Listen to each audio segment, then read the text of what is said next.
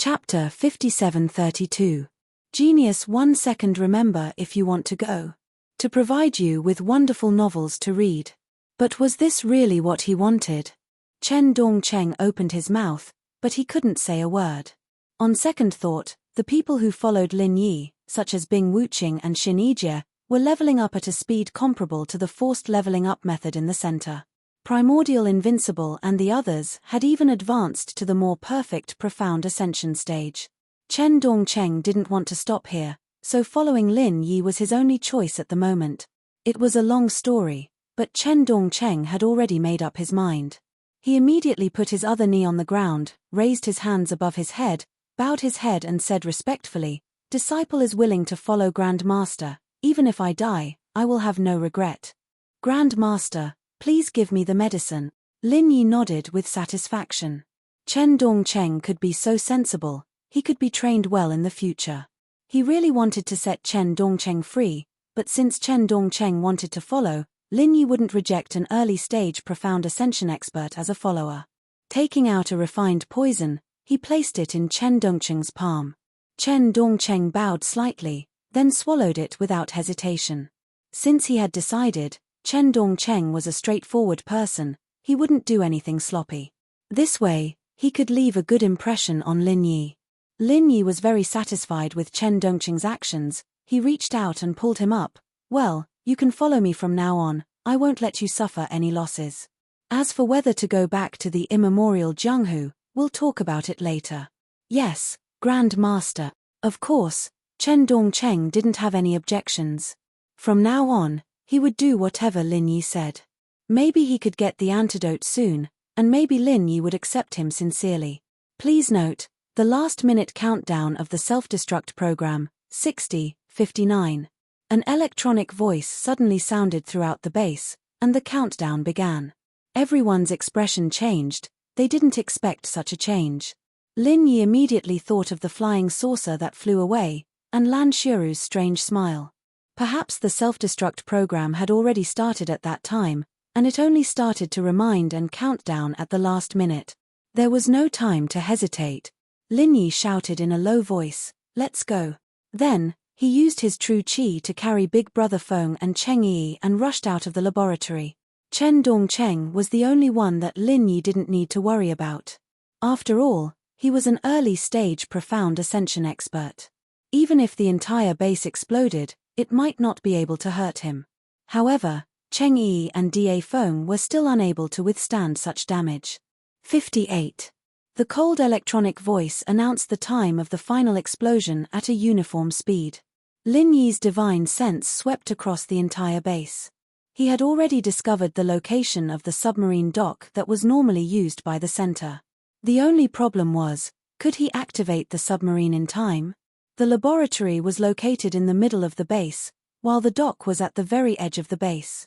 With Lin Yi's speed, it would probably take him 20 seconds to reach there, leaving 30 seconds to activate the submarine and leave. The problem was that when Lin Yi was an assassin, the submarine piloting skills he had learned were already outdated. The center's latest model of submarine was even more advanced than the current world's most advanced ones, so he might not be able to start it. 57. Lin Yi gritted his teeth and still brought Cheng Yi and Da Feng to the direction of the dock. Chen Dongcheng followed closely behind Lin Yi.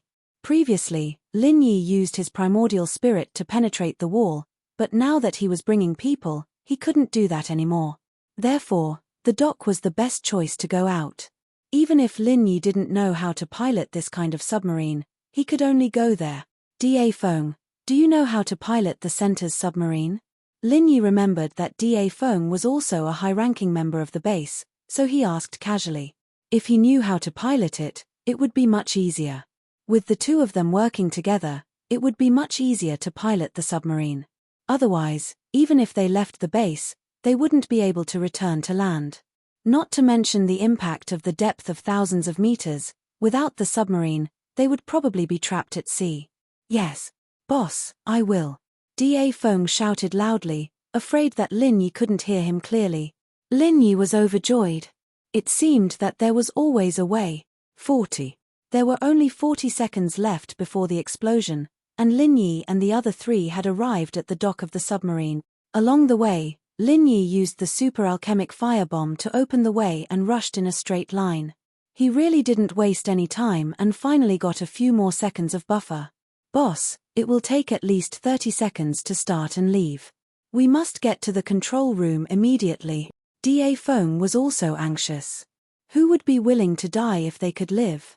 It seemed that there was enough time, but it was also very tight. Lin Yi nodded to show that he understood. He appeared on the hatch of a submarine like lightning and reached out to open the hatch. As long as he entered, his chances of escaping would greatly increase. But just as Lin Yi's hand touched the door, it slid open on its own, and a dozen or so lasers shot out from within. Lin Yi was shocked. He transformed into his primordial spirit state and avoided the sudden attack. "What's going on?" Chen Dongqing's expression changed drastically. As he asked, he had already jumped up and used his fingers as a sword, shooting more than 10 sword chi into the hatch.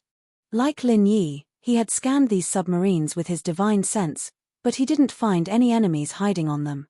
He felt a little baffled when he was suddenly attacked. The sword chi that Chen Dongqing shot out was like a clay ox entering the sea after entering the hatch. It didn't even make a splash. Lin Yi carefully scanned again with his divine sense and found that the automatic defense weapon in the submarine had been activated.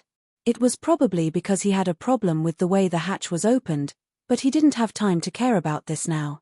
A bolt of lightning was enough to deal with these defensive weapons.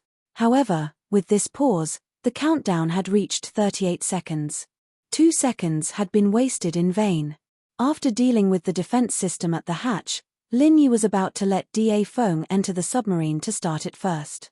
However, he discovered that 20 to 30 biohumans had woken up from the sealed metal cabin and quickly came to the entrance to ambush. Before they came out of the metal cabin, Lin Yi's divine sense couldn't detect them. It was too late now. 35 seconds. Chapter 57-33. Genius in 1 second. Remember Love Go? TalkNet provides you with wonderful novels to read. Let's go out. Lin Yi made a prompt decision and stopped thinking about the submarine. If they entered the submarine but could not leave the base in the end, then they would really be looking for a coffin to sleep in. Although there would be trouble after leaving the base without the submarine, it was better than not being able to escape. Chen Dongqing naturally did not have any objections. He did whatever Lin Yi said. As for Cheng Yi and big brother Da Feng, Lin Yi directly jumped into the reservoir where the submarine was docked. This was the only place in the base with seawater. After opening the partition, they could enter the bottom of the sea. If it was somewhere else, even if Lin Yi could break through the wall, he would be blocked by the endless seawater from the bottom of the sea for a while. 30 seconds. Lin Yi and the other three dived into the water. With the help of the directional explosion of the super firebomb, they blew up the submarine's gate and swam smoothly into the deep sea. As soon as they left the base, Lin Yi took Cheng Yi and big brother Da Feng to the surface at full speed. With the protection of his divine sense field, the two of them would not have any problems. However, the base below suddenly exploded. There were still 30 seconds. But the explosion happened just like that. Bastard, they even tampered with the countdown to the explosion. Big brother Da Feng cursed in the force field. Fortunately, Lin Yi did not insist on entering the submarine just now. Otherwise, he would have been buried in the base at this time. In that case, it was all thanks to the automatic defense system on the submarine. Without this system, big brother Da Feng would have tried to start the submarine now. Lin Yi breathed out in relief as well. The jade space had given him a warning when the biohumans appeared, but it wasn't strong enough to be fatal. He didn't think much of it, and abandoning the submarine was a decision he made based on his judgment. He didn't think that he'd be able to avoid the explosion just like that. The explosion of the entire base was not fatal to Lin Yi, but it was hard to say for Cheng Yi and brother Da Feng. They were lucky to be able to escape the base. The explosion of the base produced a strong shockwave and shockwave. The entire seabed seemed to be shaking slightly. With this force, Lin Yi took Cheng Yi and Chen Dongqing and rushed to the surface of the sea like a rocket. During this process, ordinary people's lungs would explode due to the change in water pressure. However, Big Brother Feng and Cheng Yi were also cultivators, so they naturally did not have to worry about the problems caused by water pressure. This is bad. Lin Yi's divine sense had been paying close attention to the situation of the explosion behind them. The water pressure would not be dangerous, but the volcanic belt at the bottom of the sea was enough to put them in danger. The dormant volcanic belt at the bottom of the sea became active because of the explosion of the base. In an instant, 2 volcanoes spewed out scarlet magma from the bottom of the sea. Even the seawater could not cool down this kind of explosion. Love Go Small Say Neck. Lin Yi was shocked. He gritted his teeth and desperately floated up with the force field behind him. The volcanic belt at the bottom of the sea began to erupt continuously. The energy gathered was extremely terrifying. After mixing with the power of the base's explosion, a large area of blazing white super flames appeared. This type of flame was a weapon that could deal enough damage to Lin Yi's primordial spirit. The glasses had only used it for defense after researching it, and hadn't been able to launch a single successful attack until his death.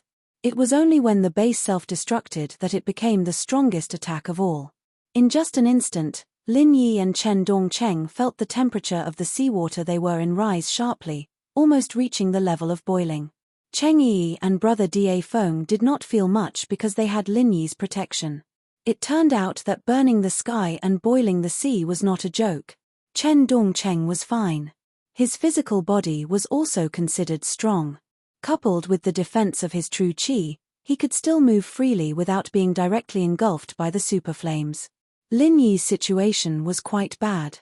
The super flames did not directly burn his body, but just the aftermath had already caused his primordial spirit to show signs of melting. He also had to divide his divine sense to form a force field barrier to protect Cheng Yi and brother Da Feng. In an instant, the consumption increased rapidly. Even he did not know how long he could last. If he gave up Cheng Yi and brother Da Feng, Lin Yi could easily escape. However, if he did this, Lin Yi would not be himself. Not to mention Cheng Yi. Even if it was brother Da Feng, he would never give up. The only good news was that with the addition of the underwater volcano, the shock wave of the explosion became stronger. The speed at which Lin Yi and the other 3 rose also doubled. In the blink of an eye, the 4 of them were pushed out of the sea by the flames and rushed into the sky. The blue sea and blue sky constantly changed in Lin Yi's eyes. The damn white flames followed closely behind Lin Yi, not letting up at all. The surface of the sea that Lin Yi and the other 3 had rushed out of had completely disappeared, leaving only a large amount of water vapor that continued to evaporate in the white flames. The huge amount of seawater that was thousands of meters deep and had a radius of more than 4 kilometers had been completely burned. From the sky, it looked like a bottomless sinkhole that led straight to hell. Lin Yi's consciousness was slightly blurred. This was something that had never happened since he condensed his primordial spirit. It was probably because the residual energy of the volcano and the superflame was too powerful after fusing, and the damage to him was beyond his expectations. After barely dispelling the dizziness, Lin Yi activated the 3 appearances of the Cloud Dragon and moved continuously with Cheng Yi and Da Feng.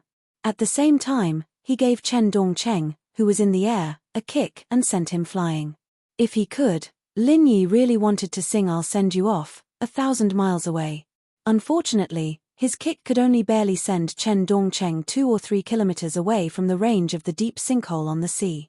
The place where he landed was at least seawater, although it was boiling. As for Lin Yi, he used the recoil force of this kick and the displacement of the 3 appearances of the Cloud Dragon to forcibly pull the 2 burdens in the opposite direction, avoiding the blazing white superflame that soared into the sky below.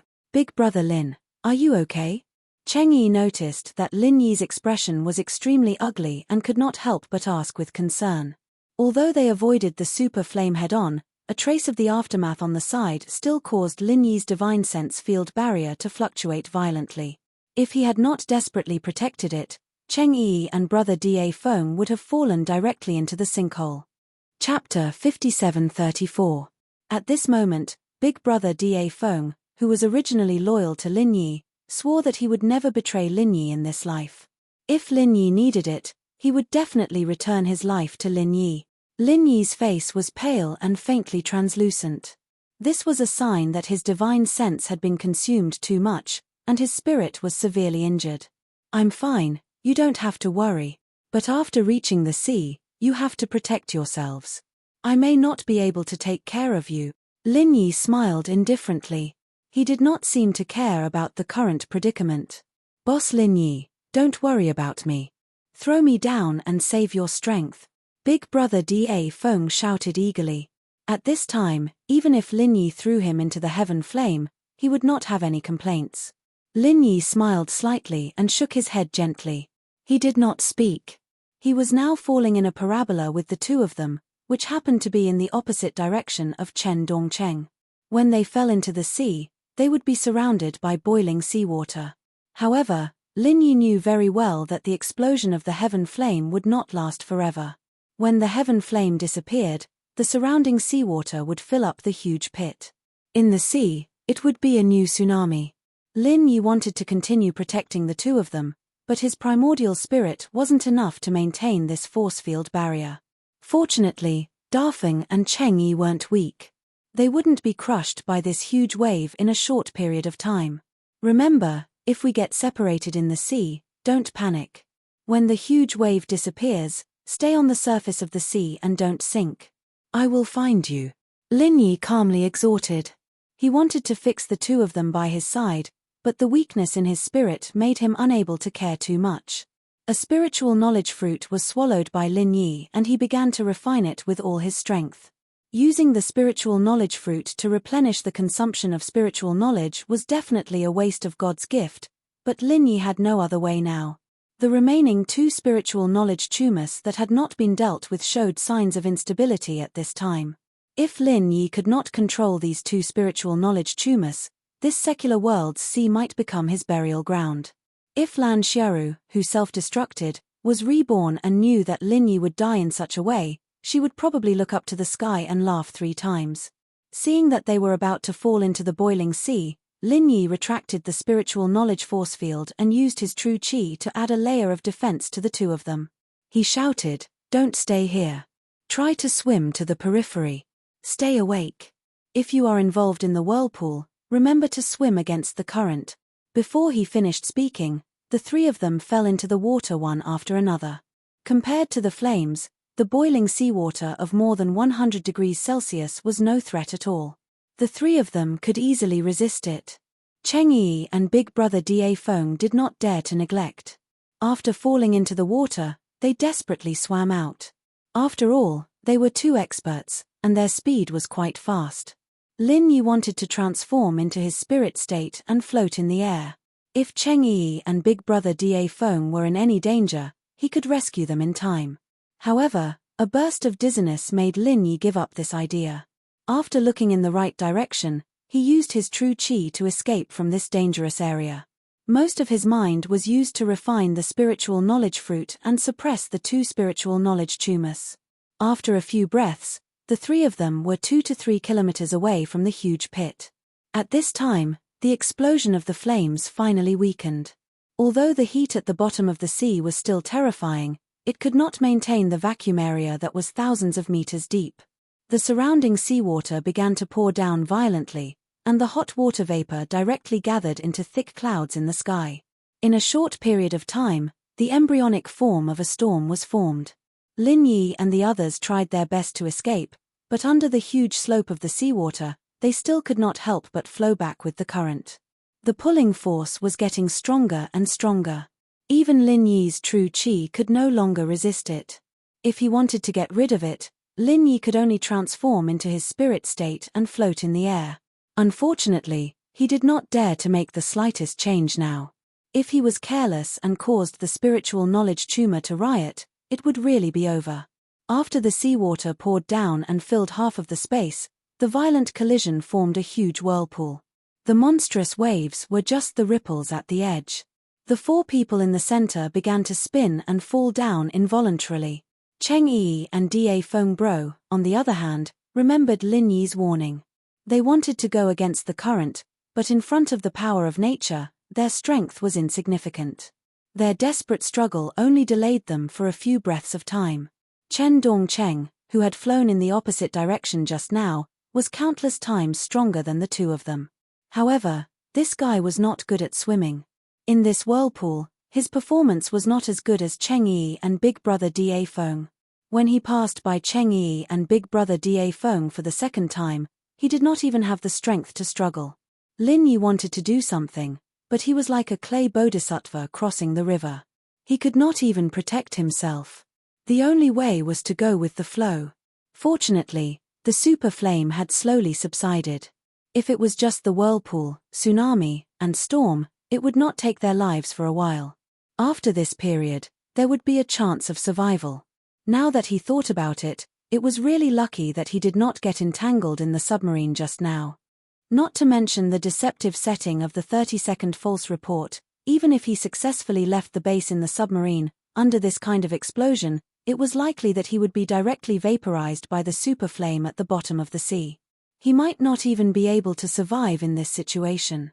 You guys, take care of yourselves, Lin Yi said in his heart with a wry smile. His dizziness was getting worse, but he knew that once he really fainted, the divine sense cancer would immediately explode. Therefore, even if he died, he could not faint. At least before suppressing these two divine sense cancer, he absolutely could not faint. This huge whirlpool lasted for an unknown amount of time. Lin Yi's mind was completely immersed in suppressing the divine sense cancer, so he did not care too much. Anyway, he was an essence spirit, so he would not drown in the sea. Between floating and sinking, the seabed and the sea surface went back and forth several times. After the storm and tsunami, Lin Yi finally succeeded in suppressing the two divine sense cancer and opened his eyes with a tired look. Chapter 57:35. It was simply impossible to expect that the four of them would not be separated in such a violent environment, so Lin Yi was not disappointed, and extended his spiritual awareness to search for traces of them. However, the next moment, Lin Yi knew that the problem was serious. His spiritual awareness could only extend for less than a kilometer. Obviously, the previous flame had caused his consumption to reach a terrifying level. Although a spiritual awareness fruit had been swallowed, most of it was used to suppress the tumor of spiritual awareness. The remaining small half was used to make up for part of the consumption, and there was still a part that had not been refined. So at this time, even if Lin Yi continued to swallow the spiritual awareness fruit, there would not be any better effect. Damn it! With this level of spiritual awareness search, it is impossible to find the three of them in the vast sea. I only hope that Chen Dongcheng can be okay. The range of his spiritual awareness should be large enough. As long as he is not dead, it is possible to find the three of us. Lin Yi shook his head with a wry smile. He had not encountered such an embarrassing situation for a long time. Since there was no way to effectively search with spiritual awareness, Lin Yi could only transform into his essence soul state and float on the sea surface. It was faster to search with his eyes. Fortunately, Lin Yi had just flown a short distance when he found a black spot floating on the sea surface 3 or 4 kilometers away. After flying closer, he confirmed that it was Chen Yi. Lin Yi was surprised and happy.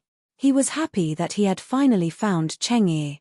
He was surprised that Cheng Yi was still in a coma and her breathing was extremely weak. Lin Yi's essence soul was weak, but there was no problem with his true qi. With the jade pendant space as his backing, true qi was never something he needed to worry about. After quickly holding Cheng Yi's palm, Lin Yi transferred his omnipotent true qi to check Cheng Yi's condition while treating her injuries. Fortunately, there is no fatal injury, just a collapse. Lin Yi heaved a sigh of relief, but he was also a little shocked. If he hadn't discovered it early, the collapsed Cheng Yi might have drowned in the sea just like that. After a short while, Cheng Yi spat out a few mouthfuls of seawater and slowly woke up. Seeing Lin Yi in front of her, she was overjoyed and said, "Big brother Lin, it's great that you're fine." As he spoke, he reached out and wrapped his arms around Lin Yi's neck, hanging onto Lin Yi's body. Lin Yi smiled and patted Cheng Yi's back. "We're fine. By the way, where are Dafeng and Chen Dongcheng?" Cheng Yi remembered that she still had 2 companions and immediately let go of Lin Yi. She looked around and asked. After this thrilling experience of going through thick and thin together, Cheng Yi felt a sense of familiarity towards these 2 strange companions, so she was naturally concerned about their safety. Lin Yi shook his head and said, "I haven't found them yet, but they should be fine." Lin Yi wasn't talking nonsense. The weakest among the three was Cheng Yi. Since even Cheng Yi could be safe and sound, how could the two guys fall like this? The problem was, how could Lin Yi find the two of them in the vast sea? Cheng Yi was here, so Lin Yi certainly couldn't leave her alone and fly around looking for them. Moreover, with Cheng Yi's strength, he didn't know how long she could persist in the sea. In the absence of a ship, Lin Yi didn't know how to bring her back to the shore. Before this, even if Lin Yi transformed into the state of spirit, it was not a big deal to fly with a person, but now it was definitely not possible. If he flew, the spiritual awareness tumor that he had just suppressed would cause trouble again. Lin Yi also thought about flying back to the shore to find a ship to save Cheng Yi, but he didn't know where he was now. The range of spiritual awareness was not as far as the range of the naked eye. If he flew in the wrong direction, instead of flying to the nearest shore, he would start a journey around the earth. When he came back, it would really be too late.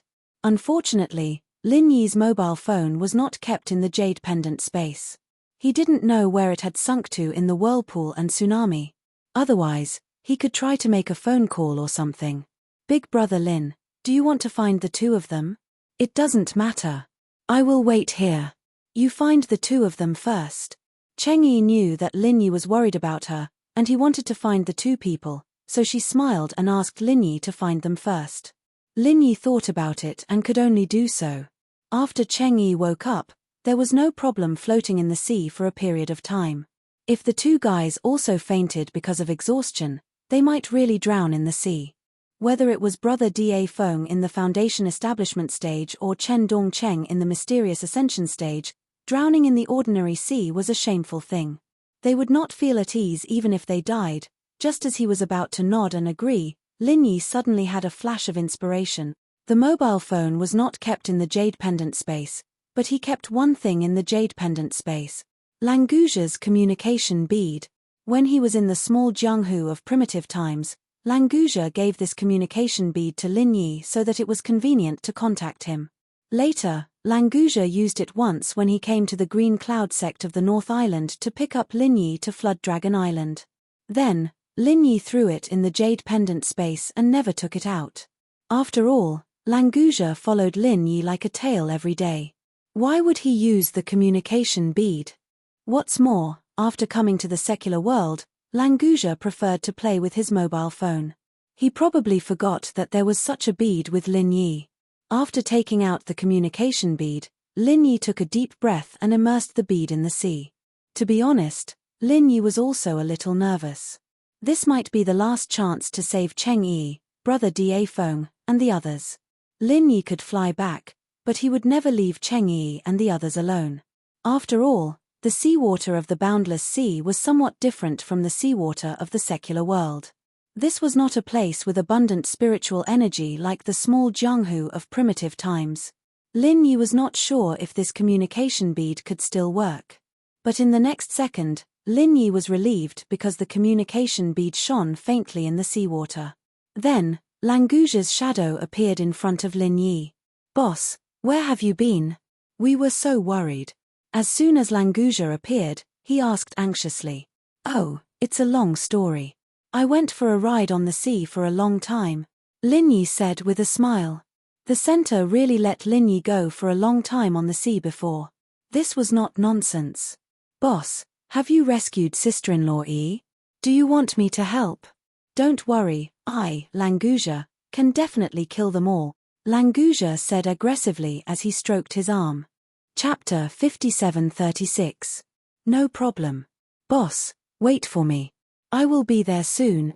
After that, Langouja cut off the communication. Lin Yi smiled and said to Cheng Yi, "Don't worry. With Langouja here, we will all be fine." Cheng Yi asked curiously, "Brother Lin, is Langouja stronger than you?" In her opinion, Lin Yi was the most powerful person in the world. Langouja was obviously Lin Yi's little brother. How could Langouja easily do what Lin Yi couldn't? Even if Lin Yi was injured, Cheng Yi didn't think that Lin Yi was inferior to Langouja.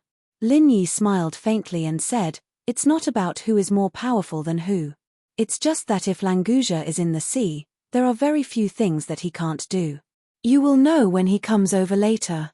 Well, you wait here for a while. I will fly up and look for Da Feng and Chen Dongcheng. Maybe I can see them. Of course, Cheng Yi had no objection. Lin Yi once again transformed into his spirit form and flew hundreds of meters into the sky, overlooking the surrounding sea. Unfortunately, he couldn't find Da Feng and Chen Dongcheng. However, on the distant sea level, there was a white line approaching quickly. No way.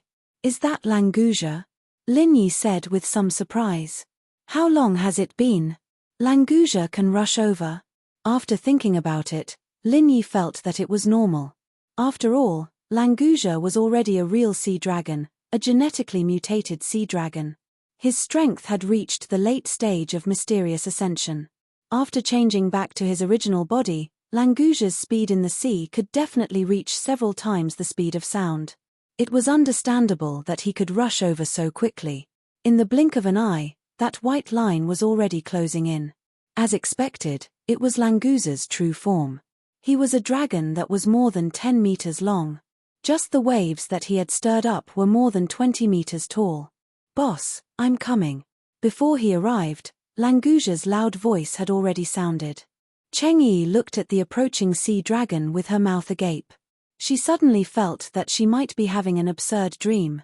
Otherwise, how could she see such a legendary sea dragon? Although he was a heaven stage cultivator, Cheng Yi had never heard of a real sea dragon in the world. Lin Yi flew to the sea and said with a smile, "You came just in time. I don't know where those two guys are. Can you find them?" While talking, Lin Yi pulled Cheng Yi onto Languzhe's broad back. In the endless sea, Languzhe was still a sea dragon. Lin Yi felt good riding on his back. Now that he had evolved into a sea dragon, it was even more comfortable. "Boss, don't worry. In this small pond, it's too easy to find two people," Languzhe said proudly. Compared to the dangerous endless sea, the ocean of the secular world was indeed only worthy of Languzhe's evaluation of a small pond. Lin Yi listened to him and was completely relieved. He immediately fell on Languzhe's back and had a good rest. A trace of worry flashed in Cheng Yi's eyes. She began to feel that Lin Yi's current state was really not very good. Thinking of Lin Yi's instructions before falling into the sea, Cheng Yi estimated that Lin Yi was now seriously injured. Unfortunately, Cheng Yi couldn't do anything for Lin Yi. If Sun Jingyi was here, perhaps she could use her cultivation method to help Lin Yi. Of course, what Cheng Yi didn't know was that Lin Yi's spirit was injured now. Even Sun Jingyi's cultivation method couldn't help him. After waiting for Lin Yi and Cheng Yi to sit down, Languzhe put his big head into the sea and opened his mouth to roar. The sound directly set off a huge wave, but fortunately, it immediately subsided. 10 seconds later, Languzhe raised his head and said with a smile, "Boss, the sea beasts here are really weak. They don't even deserve to be called sea beasts. Moreover, their intelligence is very low. Fortunately, they can help me find two people. This is a simple matter. I already have a position for them." Sea dragons were indeed sea dragons. As long as they were in the sea, they were the absolute king of the race. Lin Yi smiled and nodded, "Then hurry up and get them back. It's easy to get into trouble if it takes too long." "Okay, boss and sister-in-law sit tight. I'm coming out." Languzhe responded with a loud laugh. He arched his body and shot out like a sharp arrow. Cheng Yi could clearly hear a sonic boom. This fellow had actually broken through the sonic barrier and activated it. In a few breaths, Languzhe arrived at Big Brother Da Feng's location. Big Brother Da Feng had seen Languzhe's sea dragon appearance, but he had never seen the evolved sea dragon, so he was shocked at first. Languzhe was very satisfied with this. He thought that he could continue to play like this next time. Lin Yi saw that Big Brother Da Feng was awake and greeted him with a smile. This guy was really tenacious. Other than being a little embarrassed, his spirit was very good. When Languzhe came over, Big Brother Da Feng was still swimming quickly. Obviously, he was looking for Lin Yi and the others. As for Chen Dongcheng, Lin Yi didn't know whether to laugh or cry after seeing him. Chen Dongcheng was the most powerful among the three, but this disappointing one looked the most miserable. Not only was he unconscious, but his stomach was also bulging. It seemed that he drank a lot of seawater. Fortunately, Chen Dongcheng was strong. He protected his heart with qi, so he didn't become a joke of a profound ascending stage master drowning in the secular world. Big Brother Da Feng quickly picked up Chen Dongcheng and made him spit out the seawater in his stomach. Lin Yi used qi to treat him a little, and Chen Dongcheng woke up. Langusia, let's go back. Finally, all three of them were found, and Cheng Yi was also rescued from the center. Lin Yi smiled and patted Langusia's body. His heart was relieved, but suddenly, he felt a wave of dizziness. His body leaned back, and he actually fainted. Lin Yi didn't know how long he lost consciousness. When he regained consciousness, he found himself in the space of the jade pendant, and there was someone beside him who had been watching him. Jiao Lao, you appeared again. Lin Yi was slightly taken aback. He sat up with a smile and waved to Jiao Yazi. Jiao Yazi laughed and scolded. What do you mean again? I've always been here. It's just that if you leave the secular world, I will disappear. When you return to the secular world, I can appear again. Chapter 57:37. Is it because I don't want to talk to you? Isn't it because you haven't entered the space of the jade pendant and haven't thought of me at all? Jiao Yazi looked at Lin Yi with a smile that wasn't a smile. It sounded very reasonable. Lin Yi was speechless. After thinking about it carefully, it seemed to be the case.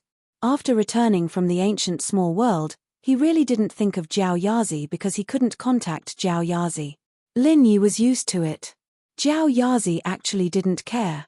Before Lin Yi opened the space of the jade pendant, he was used to being alone. He was just joking with Lin Yi. Speaking of which, the speed of your growth has far exceeded my expectations.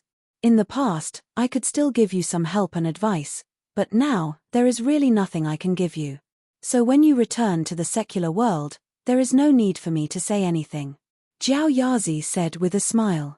Then, without waiting for Lin Yi to speak, he pointed at Lin Yi's forehead with a straight face and said, "But this time, you really disappoint me."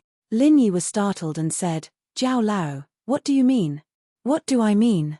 You still have the nerve to ask me what I mean. Don't tell me you haven't realized your own state." Jiao Yazi reprimanded mercilessly. In the past, when Lin Yi was still a weak rookie, Jiao Yazi was not so strict. Lin Yi slightly frowned. Jiao Yazi's expression was obviously not to scare him, so Lin Yi immediately used his divine sense to explore the space of the jade pendant. He wanted to find out what was going on. However, Lin Yi's divine sense couldn't explore the space of the jade pendant. It could only wander in this side of the world. To put it bluntly, he had completely lost contact with the outside world. "Jiao Lao, how did this happen? How long have I been unconscious?" Lin Yi knew that things were getting serious, but he still kept his cool. In response to Lin Yi's question, Jiao Yazi only snorted and said, "Your strength is beyond this realm. I can't understand it, so how would I know what happened to you? But what I can tell you is that you've been unconscious for 10 whole days." Lin Yi sucked in a breath of cold air. He thought that he had been unconscious for 1 or 2 hours at most. He did not expect that he had been unconscious for 10 days. One had to know that Lin Yi himself was a primordial spirit. Now that his primordial spirit was in the space of the jade pendant, didn't that mean that the primordial spirit in the mortal world had completely disappeared? "Jiao Lao, in front of you, no matter how strong I am still a junior. Can we talk nicely?" Lin Yi said with a bitter smile. If he wanted to figure out the current situation, only Jiao Yazi could help him. Jiao Yazi suddenly smiled and shouted, "Do you think I'm angry with you? How is that possible? I'm just expressing my disappointment to you. Kid, you don't know how to cherish yourself, do you? This time, you almost had your soul scattered, do you know that? If you hadn't eaten a divine knowledge fruit before and had not refined a part of it, you would have been dead by now. Your primordial spirit has left your body and you still dare to play like this. Do you really think that you are invincible in the world?" Lin Yi was a little confused. After listening to Jiao Yazi's words, he felt a little scared. It turned out that he was really close to dying. Thanks to the divine knowledge fruit that he had eaten before, he was able to preserve his last chance of survival. It was also too smooth before. Lin Yi moved with his primordial spirit. Except for a short period of time when he just came back, it was basically successful. Therefore, he himself had forgotten that the primordial spirit was actually very weak. After being attacked, it needed to bear 10 times or even 100 times more damage than the physical body. It was quite not easy for him to still be alive now. Jiao Lao, I know I was wrong. This time, I was careless. I don't know what is my situation now. How can I leave the space of the jade pendant? Lin Yi obediently admitted his mistake. Anyway, Jiao Yazi was a teacher and a friend. In front of him, Lin Yi did not have the self-awareness of a strong person. Instead, he was more like a junior. Jiao Yazi snorted twice. It was probably because he had vented most of the depression in his heart. This was also because he was worried about Lin Yi. If it was someone else, Jiao Yazi would not care about their life and death. You want to escape after listening to my nagging? Let me tell you, it's not that easy. Although Jiao Yazi's anger had subsided a lot, he still muttered a few words and then said solemnly, "Kid, you are really lucky. Originally, your primordial spirit would have completely collapsed after you lost consciousness, but because there was a remnant of the divine knowledge fruit, your primordial spirit's origin was protected. The space of the jade pendant also tried its best to pull you in, so you did not die immediately. My primordial spirit has dissipated." Lin Yi's heart shook. This was the news he was most concerned about and most unwilling to hear. Now, the strength of Lin Yi's primordial spirit in the space of the jade pendant was not even 6 to 7% of its peak. Even if he left the space of the jade pendant, the strength of Lin Yi's primordial spirit would be greatly reduced. But Jiao Yazi finally gave him a piece of good news. "No, your primordial spirit is still in the outside world. I have to say, kid, your luck is really heaven-defying. Other than the divine knowledge fruit, you can also use the divine knowledge grassroot to refine your primordial spirit. Plus, you have always had perfect breakthroughs. Your primordial spirit is already far stronger than the same level cultivator. The degree of your primordial spirit's solidification is not inferior to the body of an ordinary cultivator. When you lost consciousness, at least you left your primordial spirit in the outside world." Lin Yi immediately let out a sigh of relief. As long as his primordial spirit was still there, his strength wouldn't decline too much. More importantly, with his primordial spirit outside, he was only unconscious and not disappeared. At least the people in the outside world would have some psychological comfort. Otherwise, if Lin Yi suddenly disappeared, Sun Jingyi, Xu Shahan and the others would probably go crazy. "Jiao Lao, what should I do now? Can you let me communicate with the primordial spirit in the outside world?" Lin Yi tried again but still couldn't connect to the outside world. He could only ask Jiao Yazi for help. Jiao Yazi shrugged and said helplessly, "I don't have a way, you have to deal with this yourself. Hurry up and cultivate well.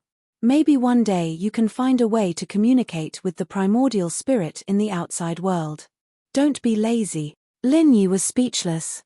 It seemed like Jiao Yazi really couldn't be counted on. If he wanted to go out, the only way was to recover the strength of his primordial spirit. Chapter 57:38. There was no other way. He could only cultivate, but he didn't know how long it would take before he could communicate with the spirit in the outside world. Lin Yi sighed in his heart. He didn't want to waste any more time. He sat down cross-legged and began to cultivate his divine sense. 10 days ago, Lin Yi suddenly fainted. Although it made Cheng Yi panic, Languzha, Chen Dongcheng, and Big Brother Feng were already used to Lin Yi's invincibility. They just thought that Lin Yi consumed a lot of energy and would wake up after a short rest, so they didn't care at all. They even comforted Cheng Yi. Languzha's speed was extremely fast. In just a few minutes, he had already returned to the coast. He found a hidden place and transformed back into his human form. After putting on his clothes, Big Brother Feng had already gotten a business car and drove them to Lan Mi. Cheng Yi's concert tour was interrupted. Fortunately, it wasn't too long, so they could still continue with the original schedule. However, Lan Mi and Modok were too late. They could only make an announcement to reopen it later. They would first complete Barini's and Lenton's concerts according to the schedule, then arrange for these 2 stops. After returning to Lan Mi, Lin Yi still didn't seem to be awake. After Languja checked, he didn't find any problems with Lin Yi. So he let Cheng Yi and Shu Shahan go do their things first. When Lin Yi woke up, he would inform them. The next day, Kang Xiaobo chartered a plane to fly back to China with everyone. He sent Lin Yi back to the villa in Songshan to recuperate and then tried to find a way to inform Lin Dongfang and Aunt Qing. After all, Lin Yi hadn't woken up for more than a day. They were already a little uncertain. Languja and Chen Dongcheng didn't expect that on the day before they returned, Shui Jianfeng's flying saucer quietly landed in a remote corner on the outskirts of Songshan. It was a large chemical plant. Since its establishment, no one knew what was produced inside, and there were no signs of human habitation within 100 miles. After Shui Jianfeng's flying saucer turned on the invisibility device, he was not afraid of being seen. In the middle of the chemical plant, the roof of an ordinary factory silently slid to two sides, revealing a huge gap. There were circles of lights inside as a guide, going deep into the underground of the factory. Shui Jianfeng's flying saucer hovered above the gap before slowly descending. This was an emergency escape route automatically arranged by the system. In fact, Shui Jianfeng himself had no idea where he was flying to. "Hello, I'm Little Pure from Central Songshan Base. Welcome to the two of you." After the flying saucer came to a stop, the cabin door opened, and Shui Jianfeng and Zhaolong saw the people waiting for them outside. Zhaolong paused after hearing Xiaochun's introduction. "Songshan Base? Could it be in Songshan?" "That's right, this is the outskirts of Songshan City. In terms of organization, this is the second base of the Corps in the secular world." Xiaochun nodded with a smile before turning sideways.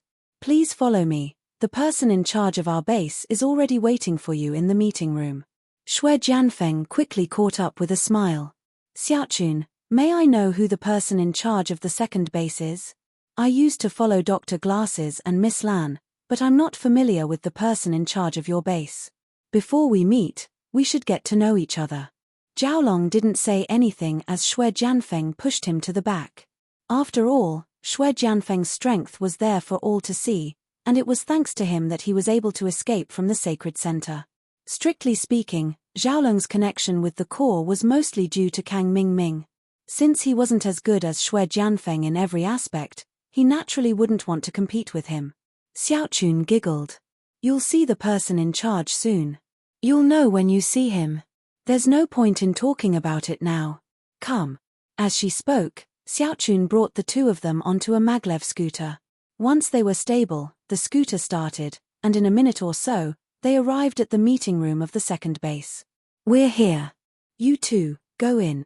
Xiaochun turned around and waved at Shui Jianfeng and Zhaolong. She left immediately after they got off. Shui Jianfeng knocked on the door. The doctor was dead, but the poison in his body was still there.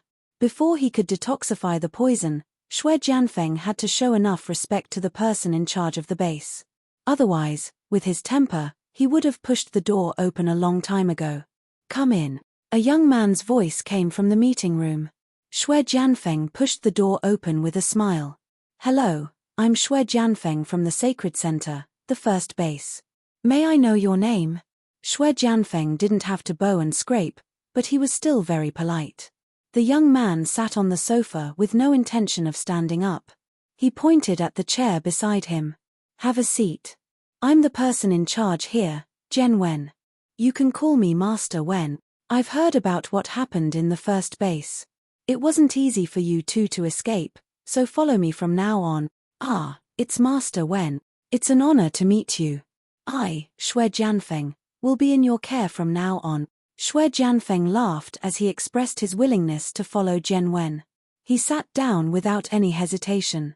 He could tell that Jen Wen was just a guy a little stronger than a normal person. His strength wasn't worth mentioning at all. He subconsciously looked down on Jen Wen. Zhaolong didn't sit.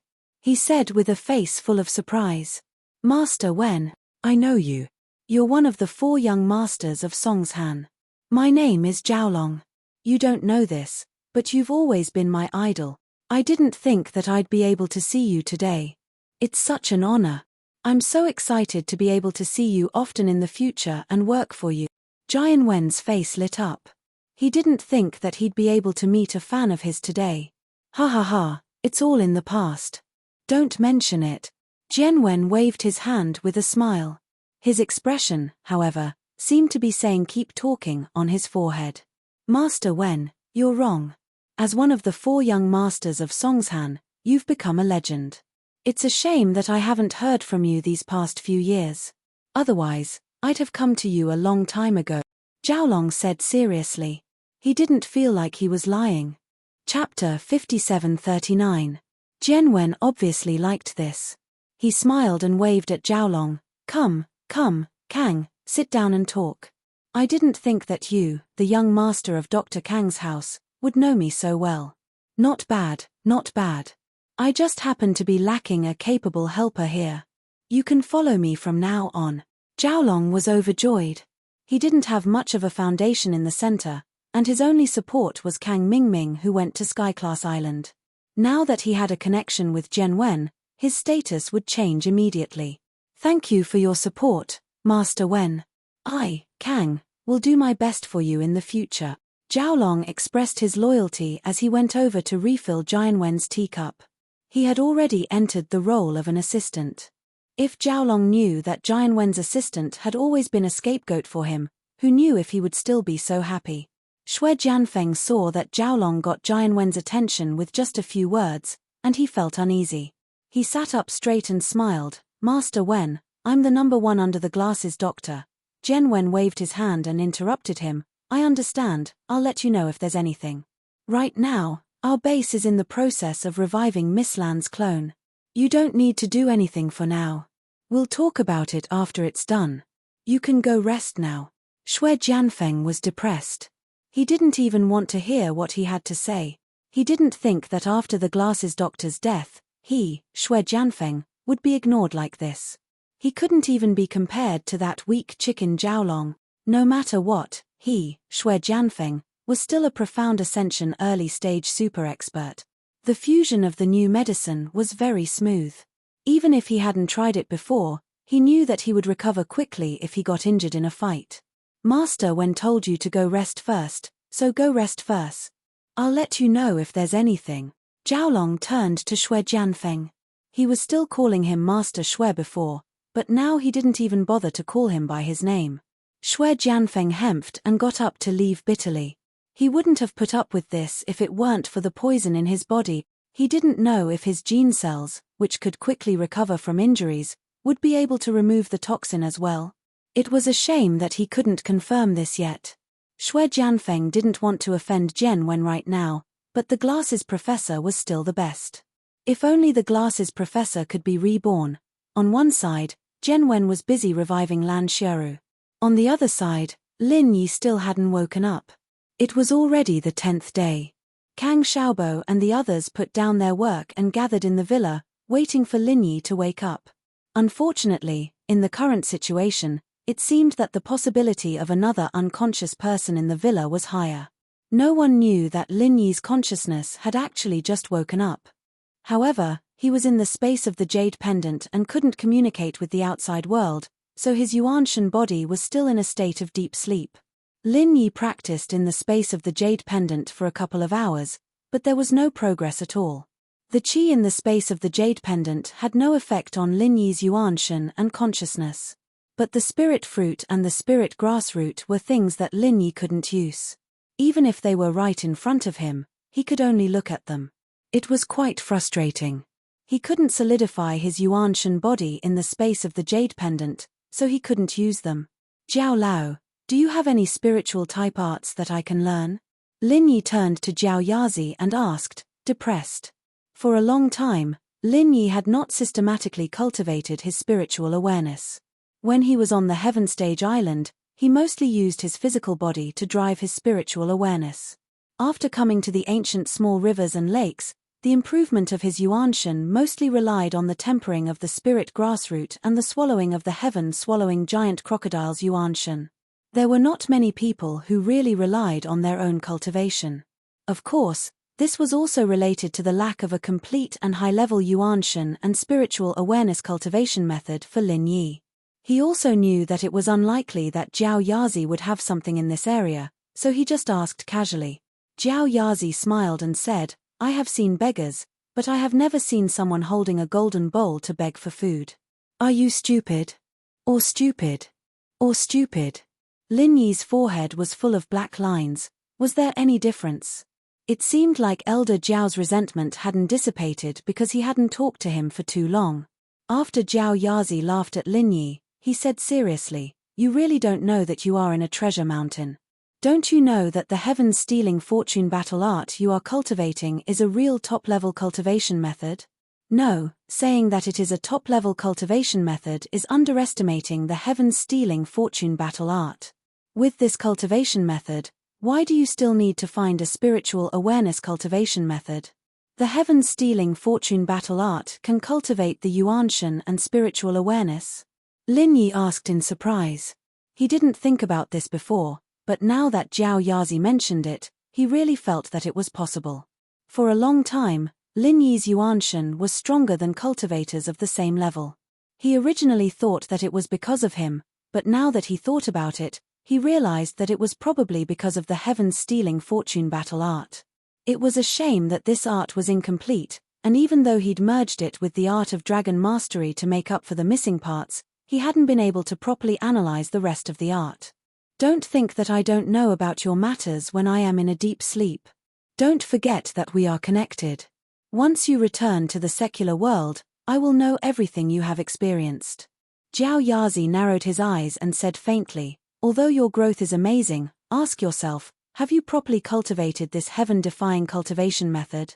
I remember reminding you of the importance of this cultivation method before you entered the heavenly island. Lin Yi suddenly blushed with shame.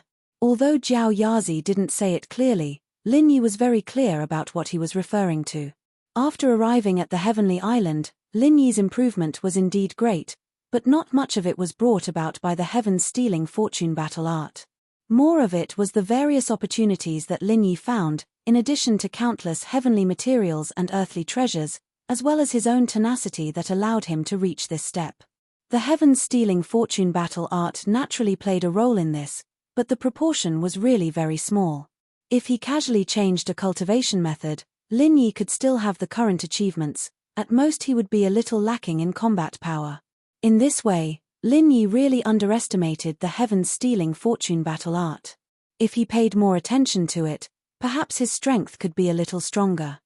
Chapter 5740.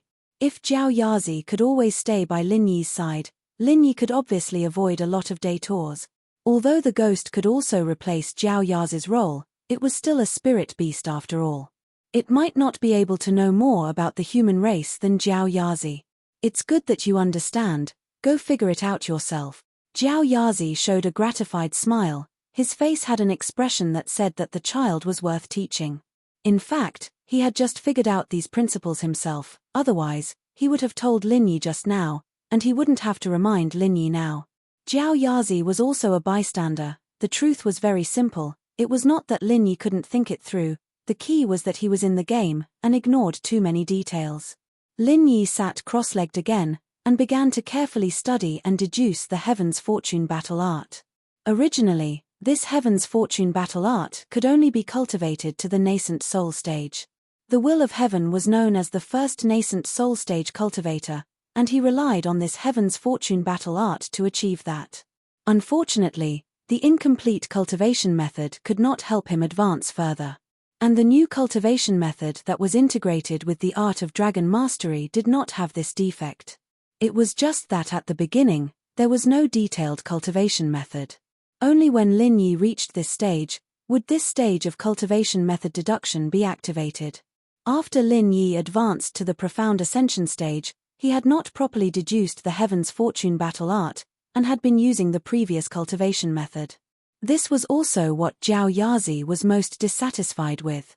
To put it more seriously, Lin Yi was not making progress. But in fact, Lin Yi still cared about his own strength, otherwise, it would be impossible for him to find opportunities everywhere and be able to advance to the profound ascension stage so quickly. Lin Yi, who was in the Jade Pendant space, began the process of cultivation and deduction. The primordial spirit in the villa still had no reaction, but on Heaven Stage Island, Lin Yi's main body showed some changes. Originally, Lin Yi had been sitting cross-legged and cultivating, but now he was lying down unknowingly, as if he had fallen asleep. His aura was also slowly converging. This change scared Tian Chan and Sydney. How could this be? Wasn't everything fine before? Did something go wrong in the secular world? Xue Li paced around anxiously, but she had no idea what she should do. Tian Chan was calmer. After comforting Sydney, she said decisively, "Sydney, get someone to find Brother the Will of Heaven and Okuda Island Master. They are more familiar with soul projection, so they should know what happened." Sydney didn't know what to do, but after hearing Tian Chan's words, she felt that it was very reasonable. She immediately agreed and rushed out. After Sydney left, Tian Chan showed a worried look. She looked at Lin Yi and whispered, "Bad thing, you only know how to make people worry. You must be fine. Otherwise, I will kick you. Come back quickly." Lin Yi. After a while, the Will of Heaven and Okuda Island came to Tiandan Pavilion and checked on Lin Yi's condition. Then, they looked at each other and shook their heads silently. "Brother, what happened to Lin Yi?" Tian Chan couldn't maintain her calm anymore and asked anxiously.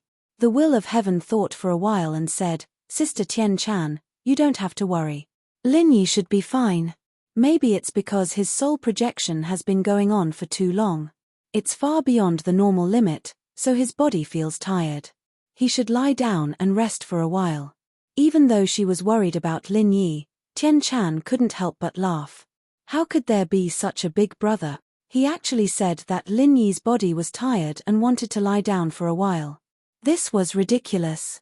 It was normal for a strong cultivator to sit in seclusion for more than 10 years. How could Lin Yi lie down for such a reason? However, from what the Will of Heaven said, Lin Yi's body should be fine. So, Tian Chan and Sydney were slightly relieved.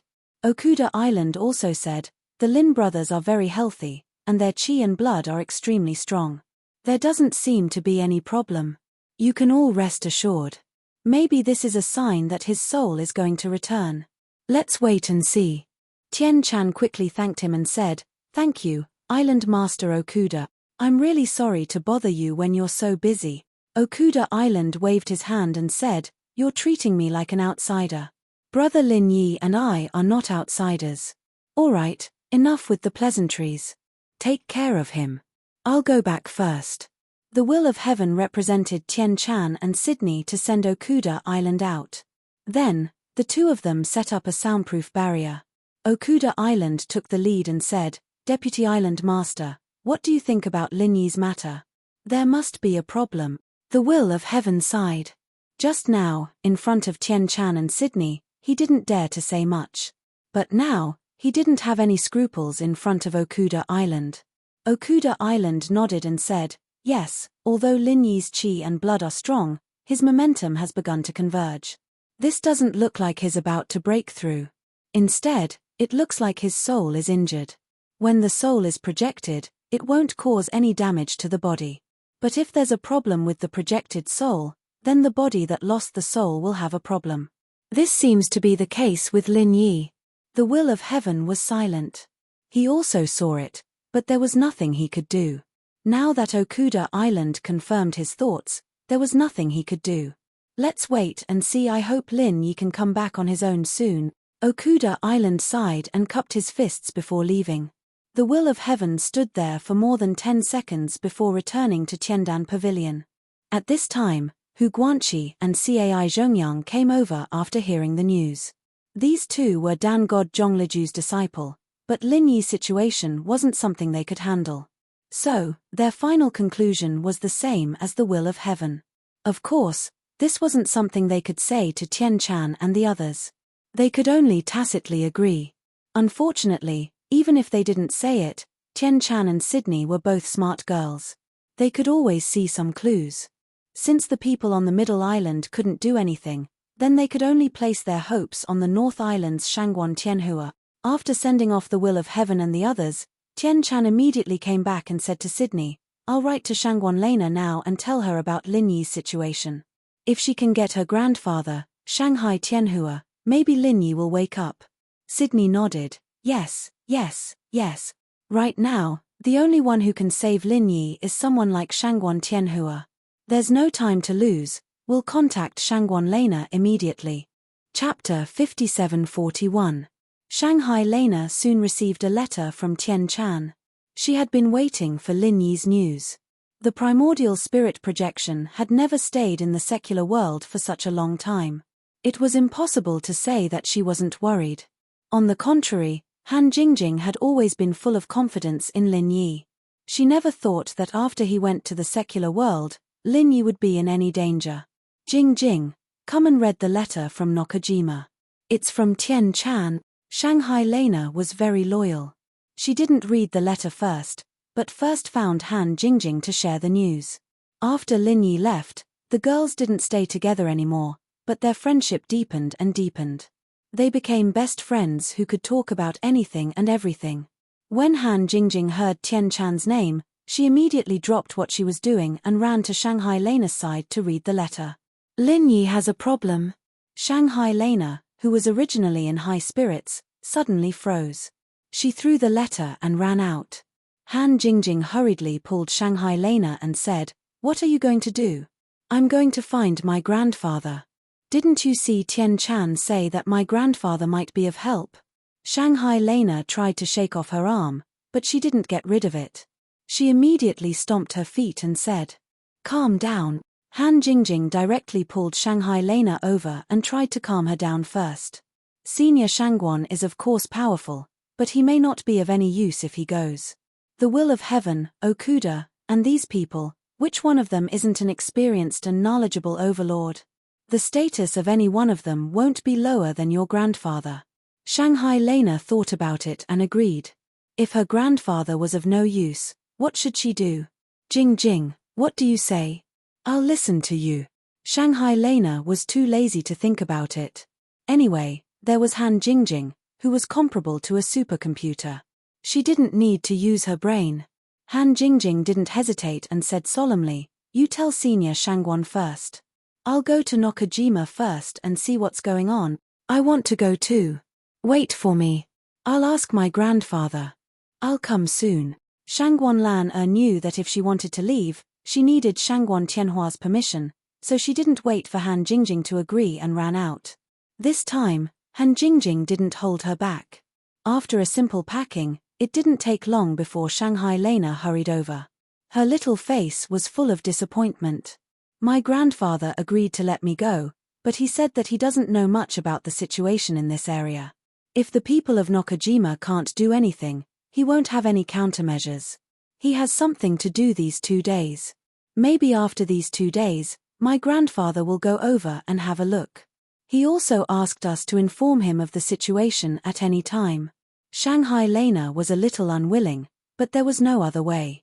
It was not easy to leave here and go to Nakajima. Han Jingjing nodded and said, "In that case, let's not delay. Let's go immediately." Of course, the little princess of the North Island would use the best flying spirit beast to travel. Under the protection of the masters arranged by Shanghai Tianhua, the two quickly rushed straight to the sky and flew to Nakajima. After arriving at Tiandan Pavilion, Han Jingjing quickly saw Lin Yi, but she couldn't do anything about Lin Yi's situation. This was also expected, so there was nothing to be disappointed about. "I understand. This is the only way." After looking at Lin Yi's situation, Han Jingjing said very indifferently, "What should we do?" Tian Chan hurriedly asked. She also knew how smart Han Jingjing was. Others couldn't do anything, but Han Jingjing might be able to think of a way. "I want to go to the mortal world and find brother Lin Yi's soul. I want to see what happened to him," Han Jingjing said casually. It didn't seem like she was talking about something dangerous at all. Tian Chan and Sydney shouted at the same time, "No." Both of them knew the danger of spirit projection, so it was absolutely impossible for them to agree to such a thing. On the contrary, Shangguan Lan asked curiously, "Why not? If we can find junior brother Lin Yi's spirit, can't we bring him back?" "Jingjing, you are really a genius. You found the key to the problem at once." Tian Chan smiled bitterly and said, "How could it be so easy? The primordial spirit projection is already very dangerous, and there are restrictions on the strength of the projector. It must be above the nascent soul realm. With Jingjing's strength, she doesn't even have the qualifications, let alone face the dangers. Han Jingjing shook her head firmly and said, "No, I must go and see. The problem of strength is not a problem at all. I can solve it. Also, I will find a way to reduce the danger to the lowest level.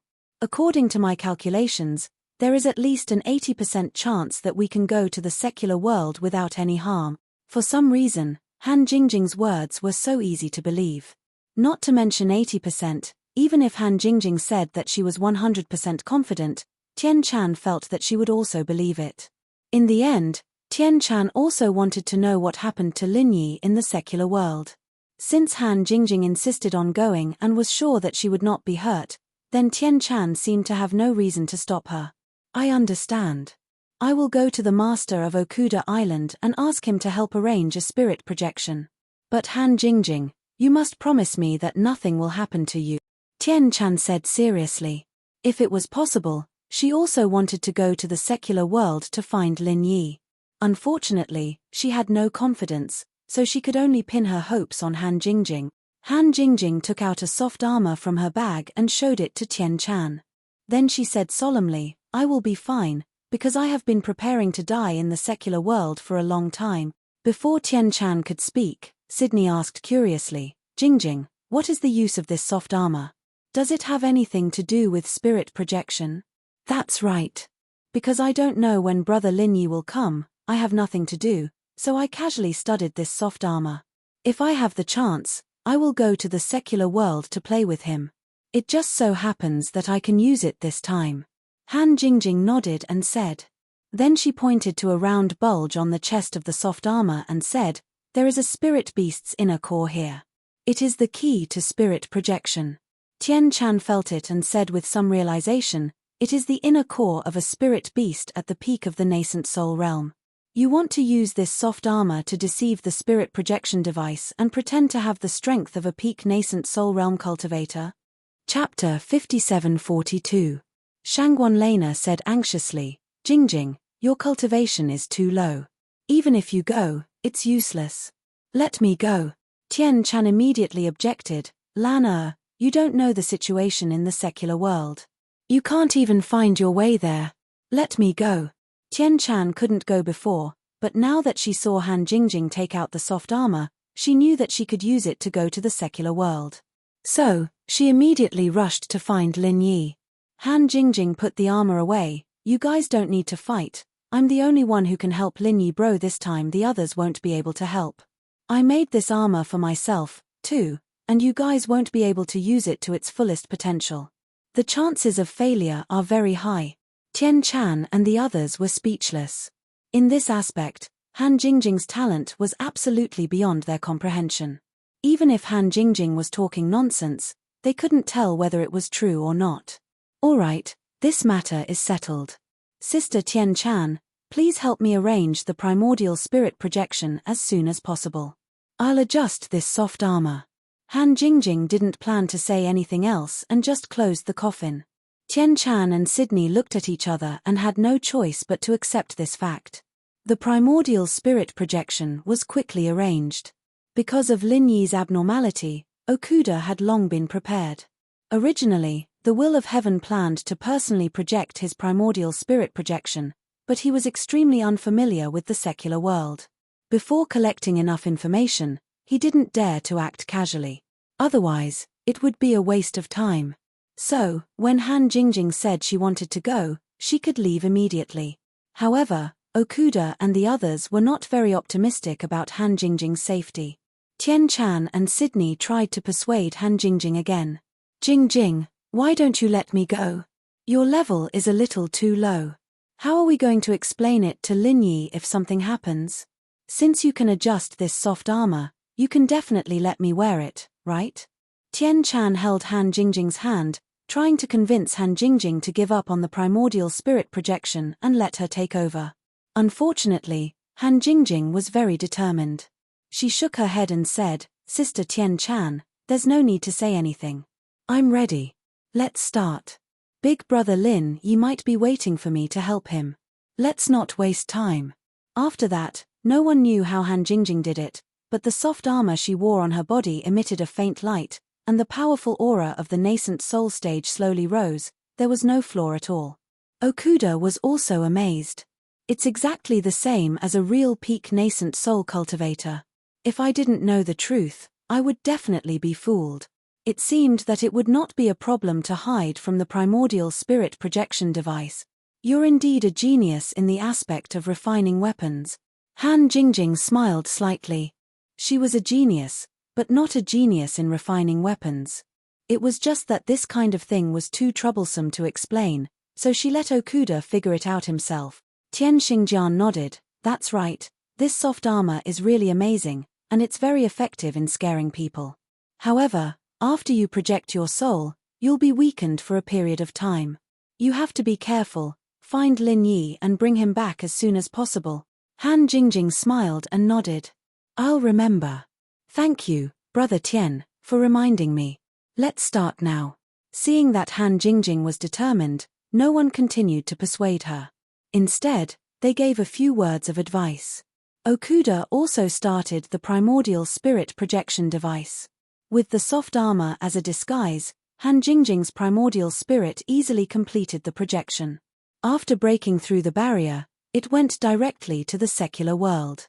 Outside a small town in Europe, Han Jingjing appeared in a sparse forest, feeling a little dizzy. Her primordial spirit projection was random, so it could not accurately bring Han Jingjing to Huaxia. Instead, it brought her to Europe, which was a huge deviation. However, there was a shadow of a soft armor on Han Jingjing's primordial spirit. It was the work she used to disguise herself as a Yuanying peak. Unexpectedly, she also brought it with her. Where is this? Han Jingjing looked around her surroundings in a daze. Her divine sense was not strong, and she was not used to releasing it, so she still used it to see more. The soft armor on her body turned into a set of ordinary casual clothes, and her primordial spirit quickly transformed into a primordial spirit body. The process was so fast that if Lin Yi saw it, he would definitely be stunned. When Lin Yi came down, he had to go through untold hardships to condense a primordial spirit body, and he was almost eaten as a big tonic. Perhaps this was also the function of the soft armor. But the soft armor was originally made by Han Jingjing, which proved that she was a genius. Unfortunately, at this time, the genius beauty Han Jingjing still had a cute look on her face. She looked around in a daze and then walked slowly. The grove was not big. In a few minutes, she walked to the edge. The road that was faintly visible before was completely revealed in front of Han Jingjing. 6 kilometers in Austin? Han Jingjing looked up at a road sign on the road and thought to herself, what kind of place is this Austin? Of course, it is definitely not China, because the text on it is not Chinese. As a top student, this is not difficult for Han Jingjing. It seems that I have come to Europe. It seems that the primordial spirit projection is random. Now there is no way, Brother Lin Yi, you have to wait for me. Han Jingjing sighed, whispered a few words, and walked in the direction of Austin. Although with the help of the soft armor, Han Jingjing successfully condensed the primordial spirit body, but if she wanted to fly, it would consume too much divine sense power. Now Han Jingjing's strength has been reduced to the peak of the middle stage of heaven stage. This is still the strength that has been preserved by the blessing of the soft armor.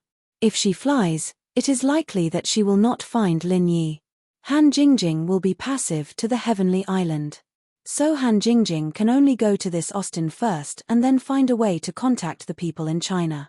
Whether it is the Liu family or Kang Xiaobo, they must be able to get her there smoothly. Lin Yi has the space of the jade pendant to carry things, but Han Jingjing only has such a soft armor and nothing else. Fortunately, the strength of the peak of the middle stage of heaven stage is also regarded as a master in the secular world. There is no need to worry too much about safety. After a few steps, in the direction behind Han Jingjing, there is a car approaching quickly. In Europe, hitchhiking is a very common thing. Han Jingjing does not want to waste her divine sense power, so she simply stood on the side of the road and stretched out her arm to give a thumbs up. Chapter 5743. Hi, beautiful, where are you going? A white youth in his 20s in the driver's seat greeted Han Jingjing with a smile. Judging from his attire, He was not a rich man.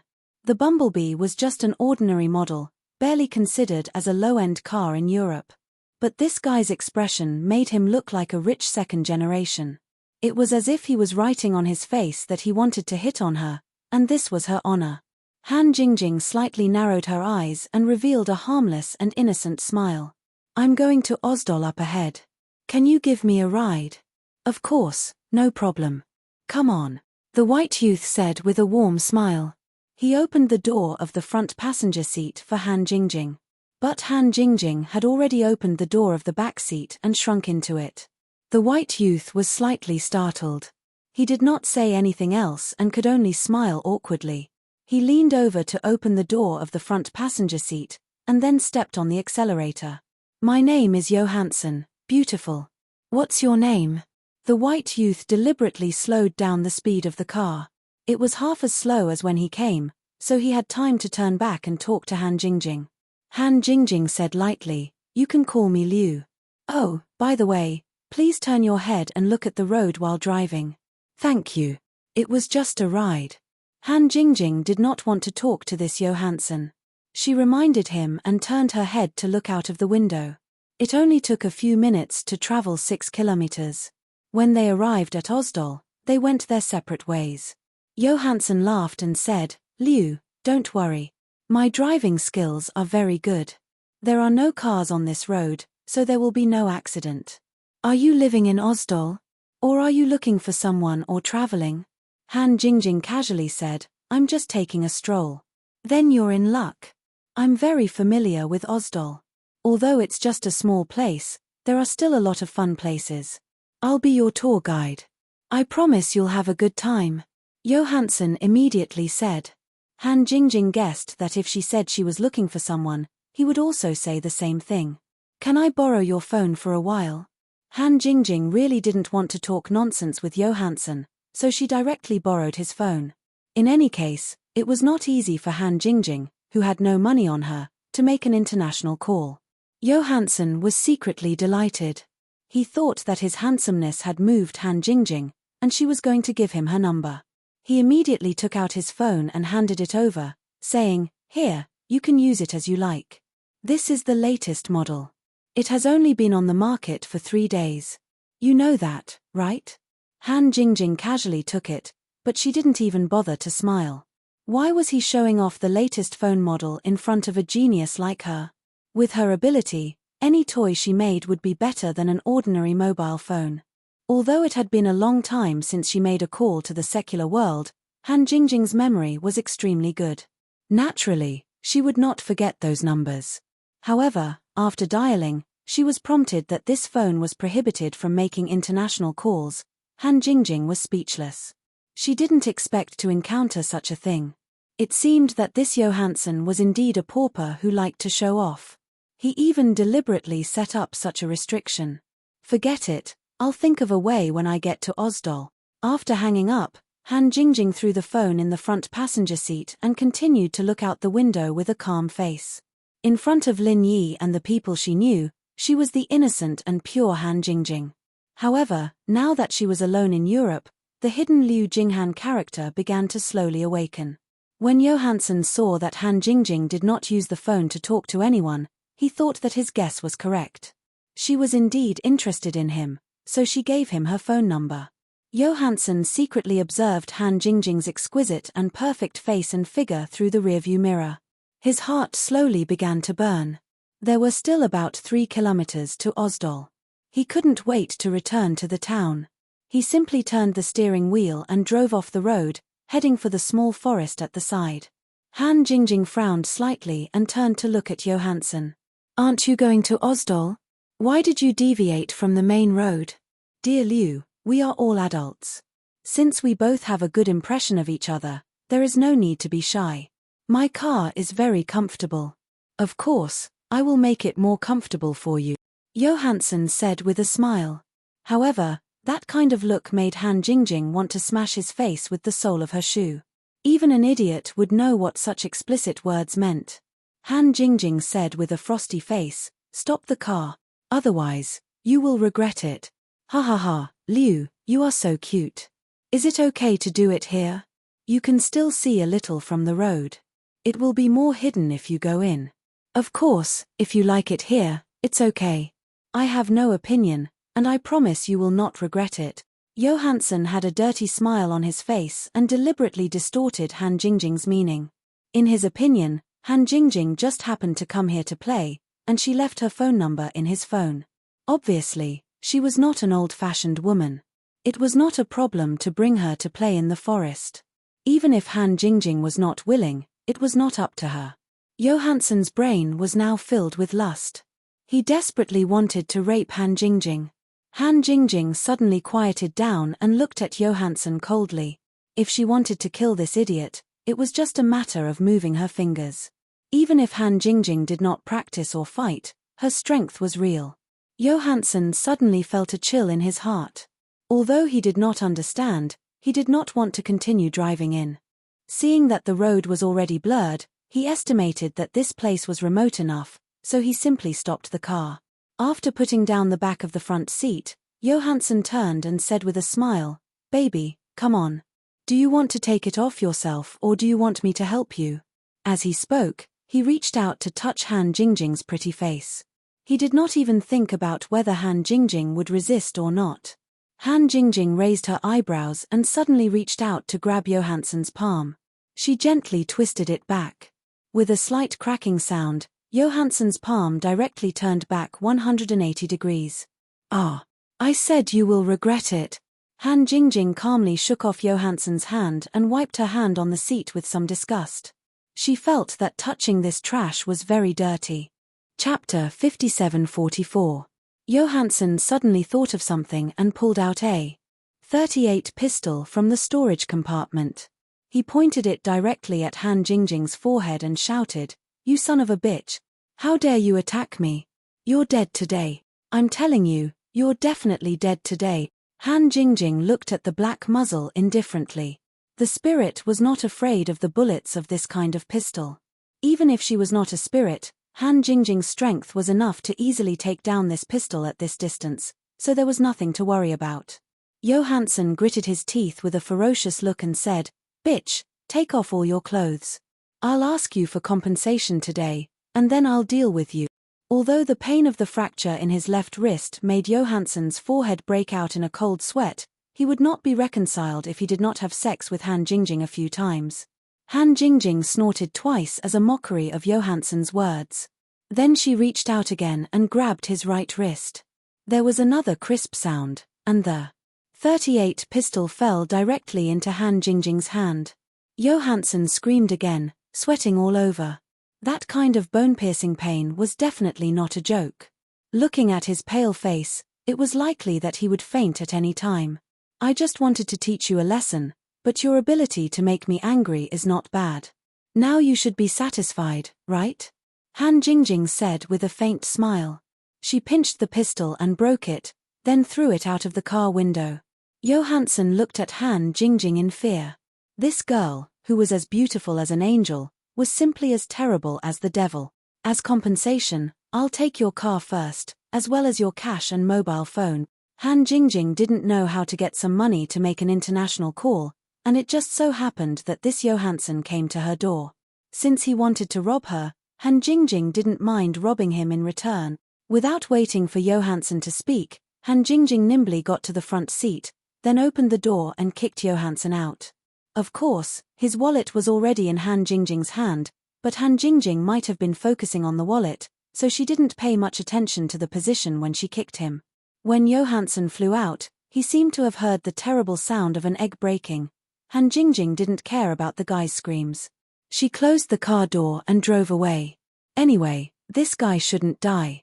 After a while, when he didn't feel so much pain, he could walk to the road and ask for help. Johansson was lying on the ground with cold sweat all over his forehead. His body was curled up like a shrimp, and he looked at his car in despair as it sped away. He didn't expect that a seemingly normal hunting trip would turn out like this. Han Jingjing suddenly stopped the car and stretched her hand out of the window. In her hand was a bag of white powder. This was what Johansson cared about the most, a bag of heroin. The pistol from before was placed together with the heroin. Han Jingjing happened to see it in the open storage compartment, and suddenly felt that she was too kind to Johansson.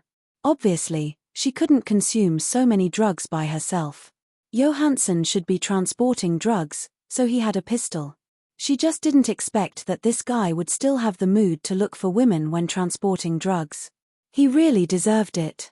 Seeing the white powder pouring out of the transparent bag in Han Jingjing's hand and then drifting away with the wind, Johansson was completely desperate. Even the pain of his egg breaking couldn't compare to the unbearable pain of watching all this happen. Without this batch of goods, he could only hide his identity and flee.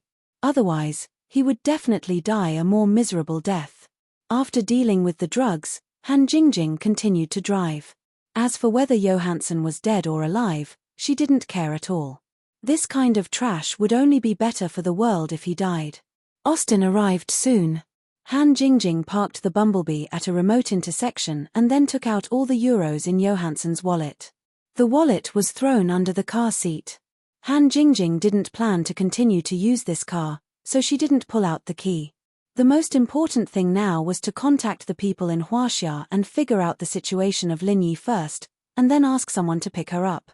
The stack of notes in Johansson's wallet was about 400 or 500 euros. It seemed to be a little less for a drug dealer, but it was enough for Han Jingjing.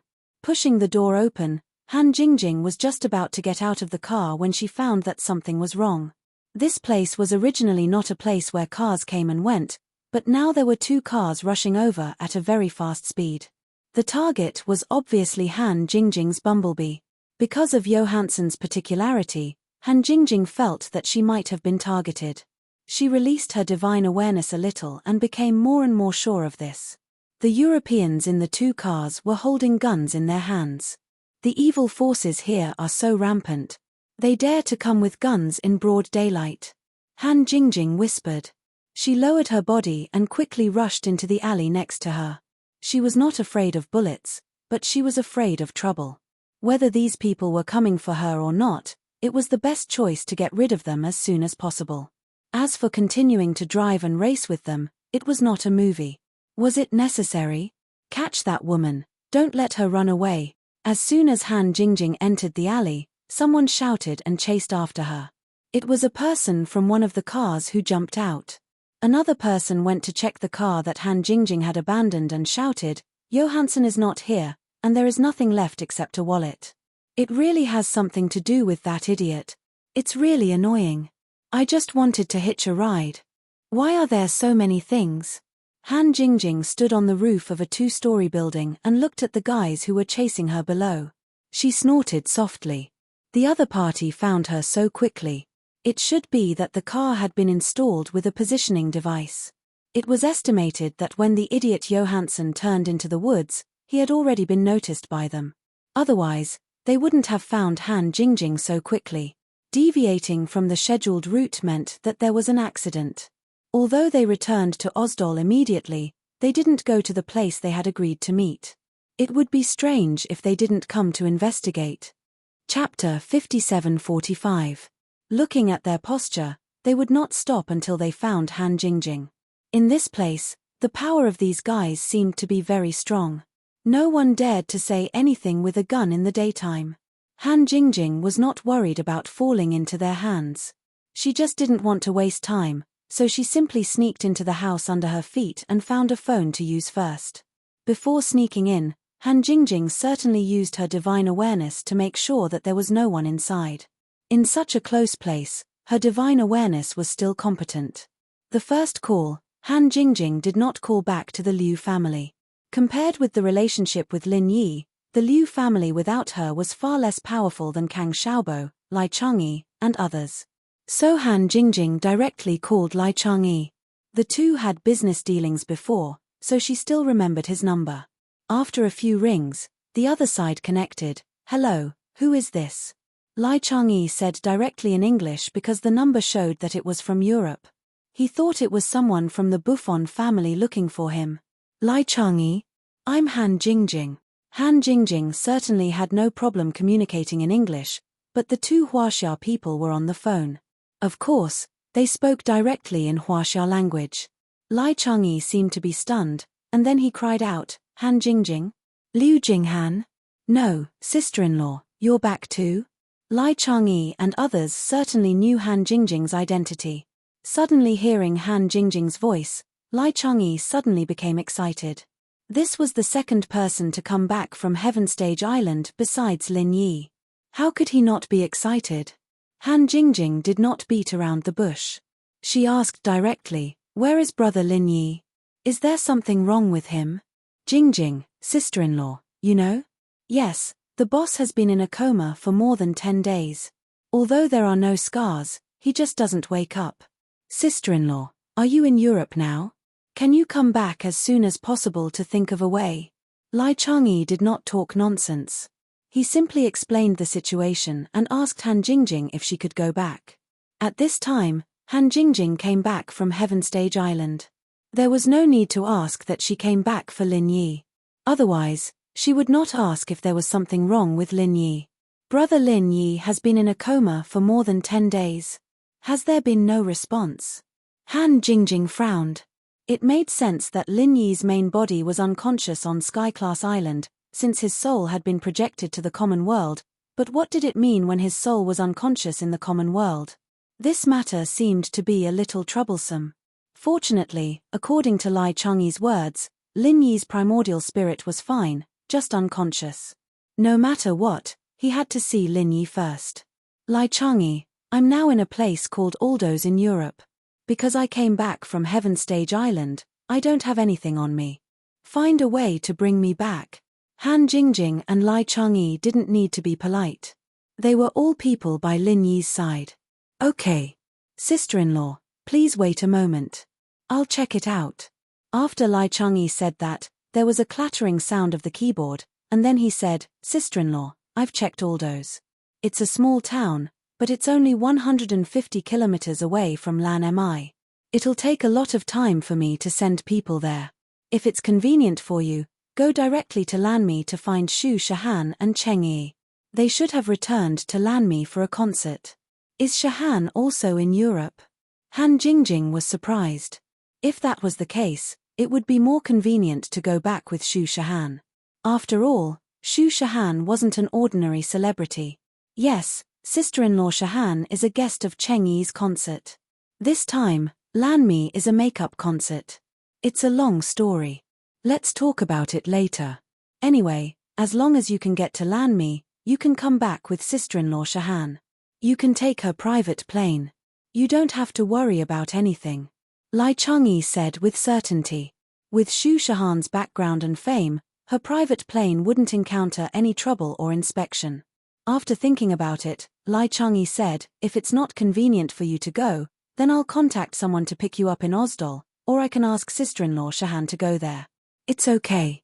I can go there myself," Han Jingjing said casually. It was just 150 kilometers. It would only take 1 or 2 hours to get there.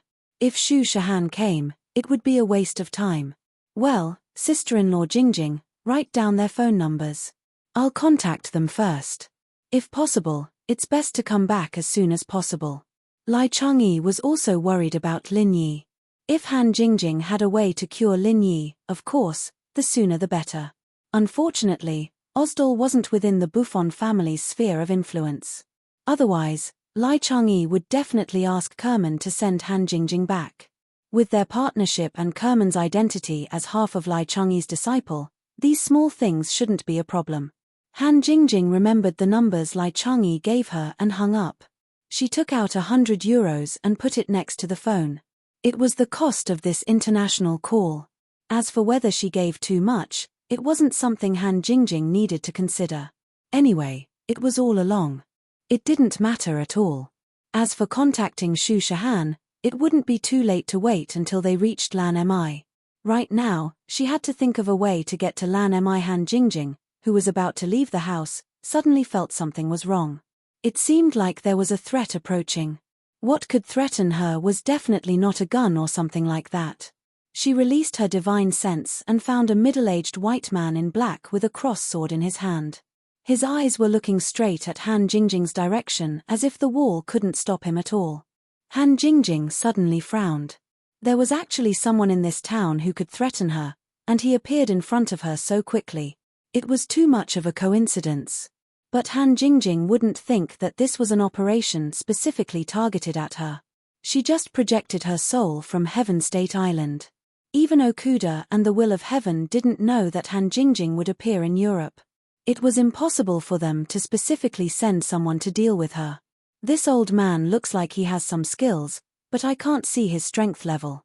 It should be the European system. Han Jingjing thought about it and felt that there was no need to waste time, so she turned around and left the house from the other side. Chapter 57-46.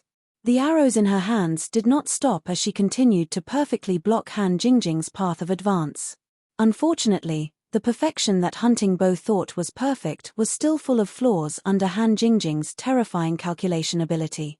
Coupled with her superior strength, she was able to easily avoid all the arrows. Hunting Bow suddenly felt some regret.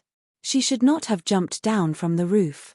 As an archer, attacking the enemy from a high position was always the best choice. However, she had foolishly given up this advantage. She was too careless.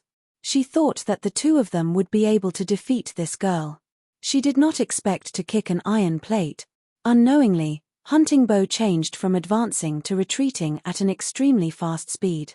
As a result, her arrows were inevitably scattered and there were naturally more flaws.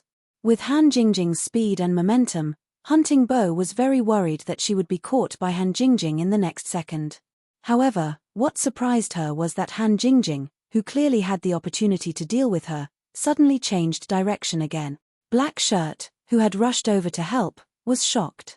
He thought that Han Jingjing would not be able to easily change direction with such a fast speed.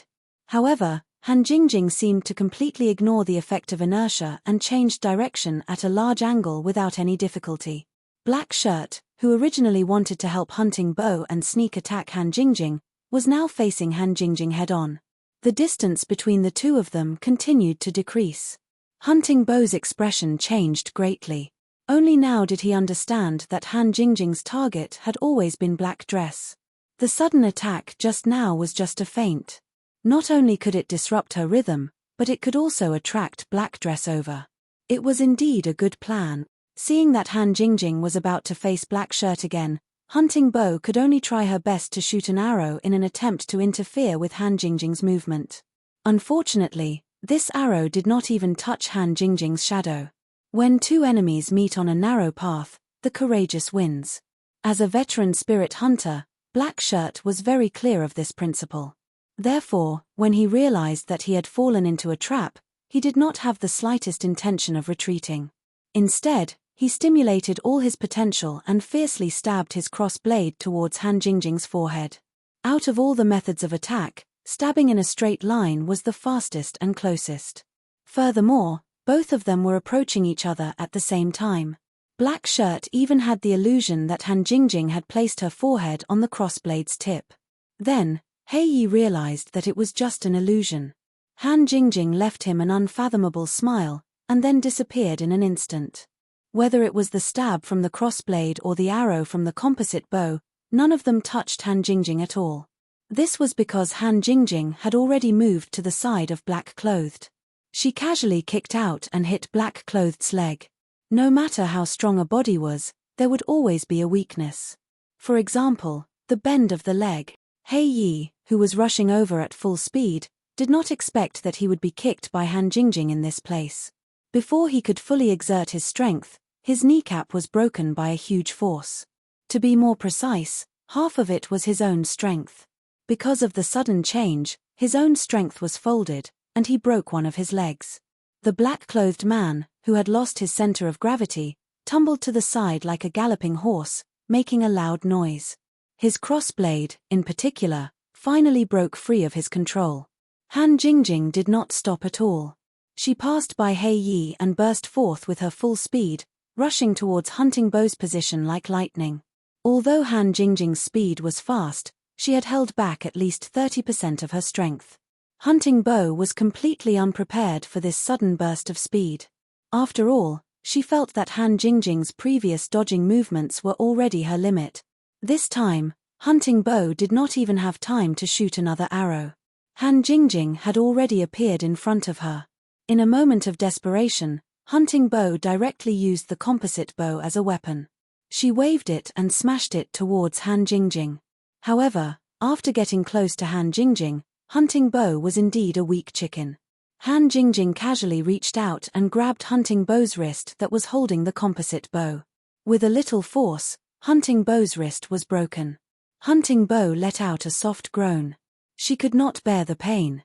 Her body leaned back, revealing her hot body wrapped in leather. Unfortunately, Han Jingjing was not a man.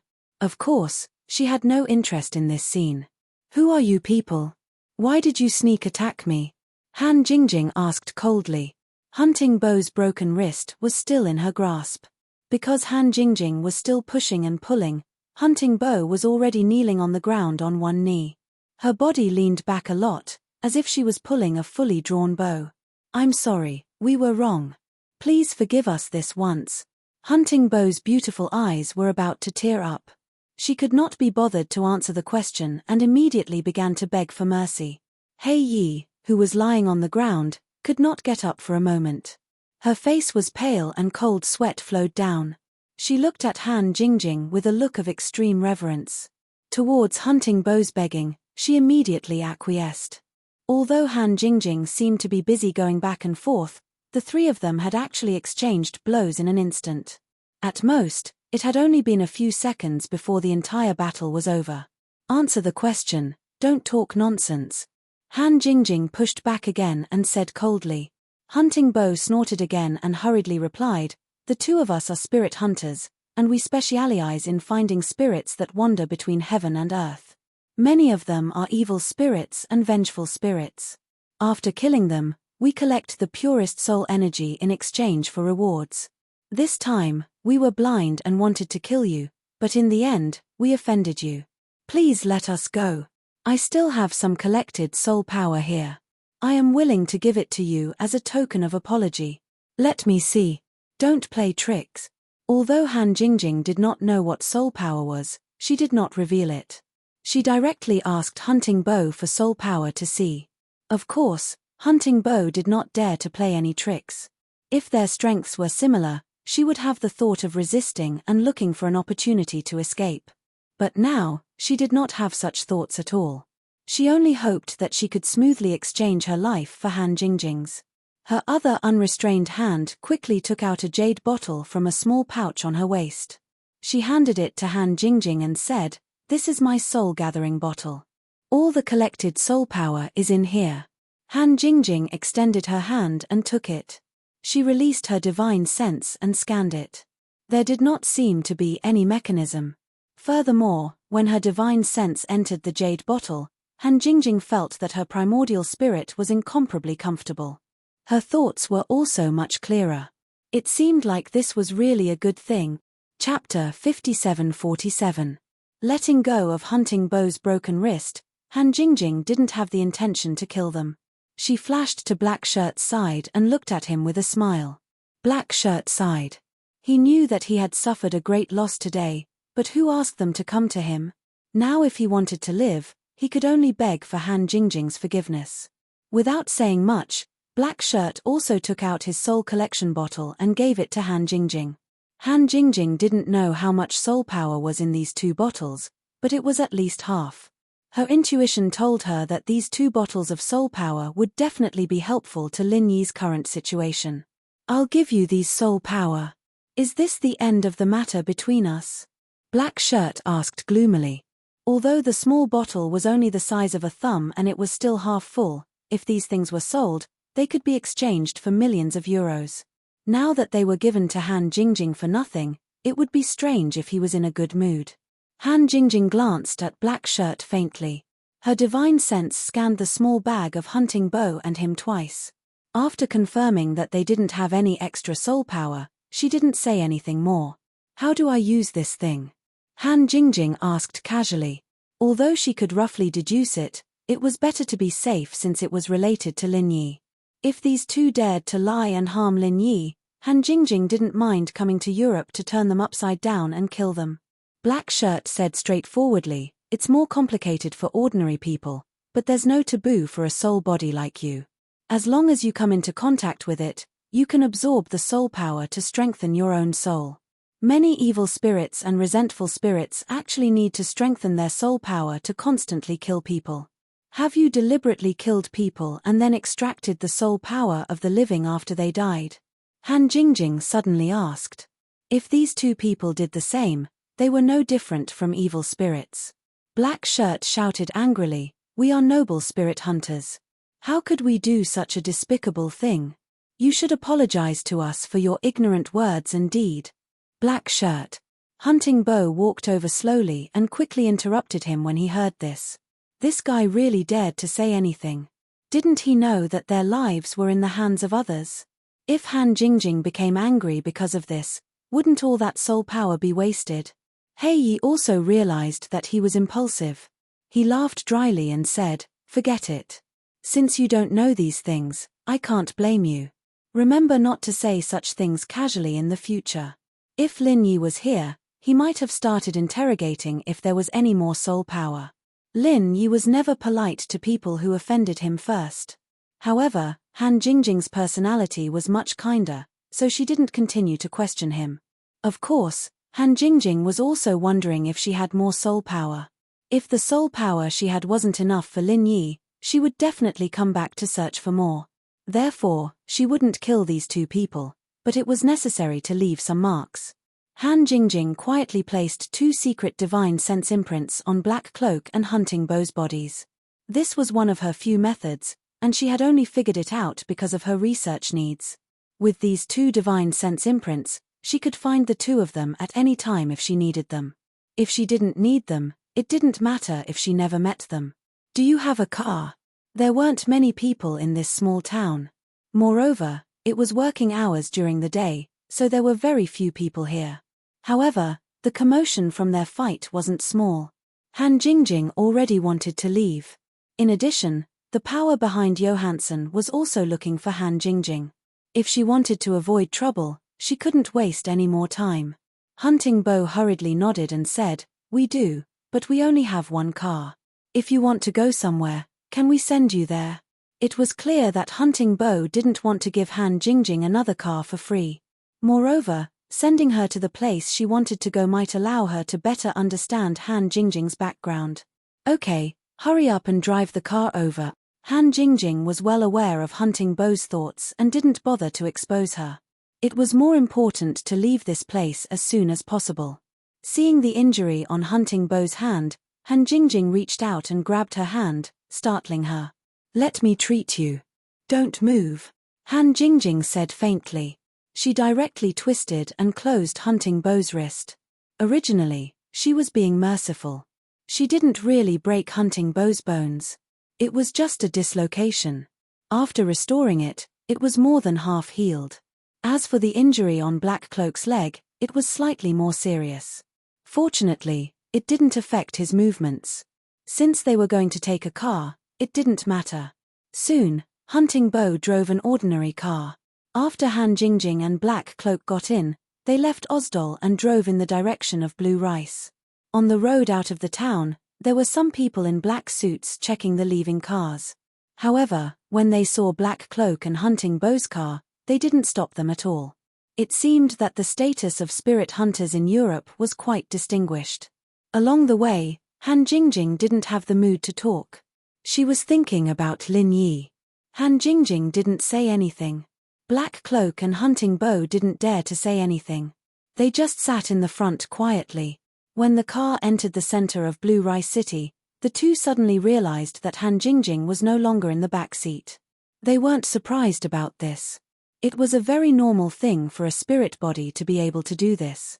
Han Jingjing didn't want them to know that she was going to find Shu Shahan and Cheng Yi, so she left without saying goodbye. At this time, the sky was getting dark. The concert was about to start. Han Jingjing sneaked into the venue and went to the backstage to find Shu Shahan. She should have called first, but Johansson's phone was already thrown away by Han Jingjing. As for Black Cloak and Hunting Bow, Han Jingjing wouldn't borrow their phones. Since she was already here, she might as well go and find them. The fans of Blue Rice were very passionate. They didn't complain because of what happened last time. On the contrary, they were even more popular than last time. Han Jingjing just wanted to say that the population of Europe was actually quite big. After a few turns, she came to the backstage. Cheng Yi was talking to Xu Shahan. Shijie, why isn't Han Jingjing here yet? I can't contact her. If she doesn't come after the concert, we should go back together. Chapter 57-48. I also want to go back and see Lin Yi. He's like this because of me. Cheng Yi said with self-blame. She really missed Lin Yi. Unfortunately, the schedule was arranged before she was kidnapped. She couldn't do anything about the concert, so Cheng Yi could only complete it first. Don't say that.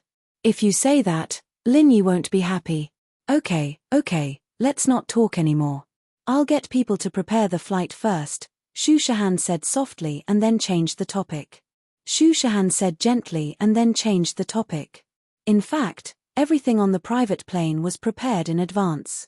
As long as she said a word, it could take off at any time. Han Jingjing heard this and directly appeared in the room. She said happily, Xu Shahan, Cheng Yi, I'm very happy to see you guys, but I'm in a hurry. I won't be attending Cheng Yi's concert. Xu Shahan, are you leaving now? Ah. Xu Shahan and Cheng Yi both screamed and subconsciously wanted to attack. A person suddenly appeared in a closed room. Anyone would be shocked. Not to mention, both of them were focused on Lin Yi. Han Jingjing, it's you. You scared me to death. Xu Shahan and Cheng Yi calmed down after seeing who it was and stopped their attack.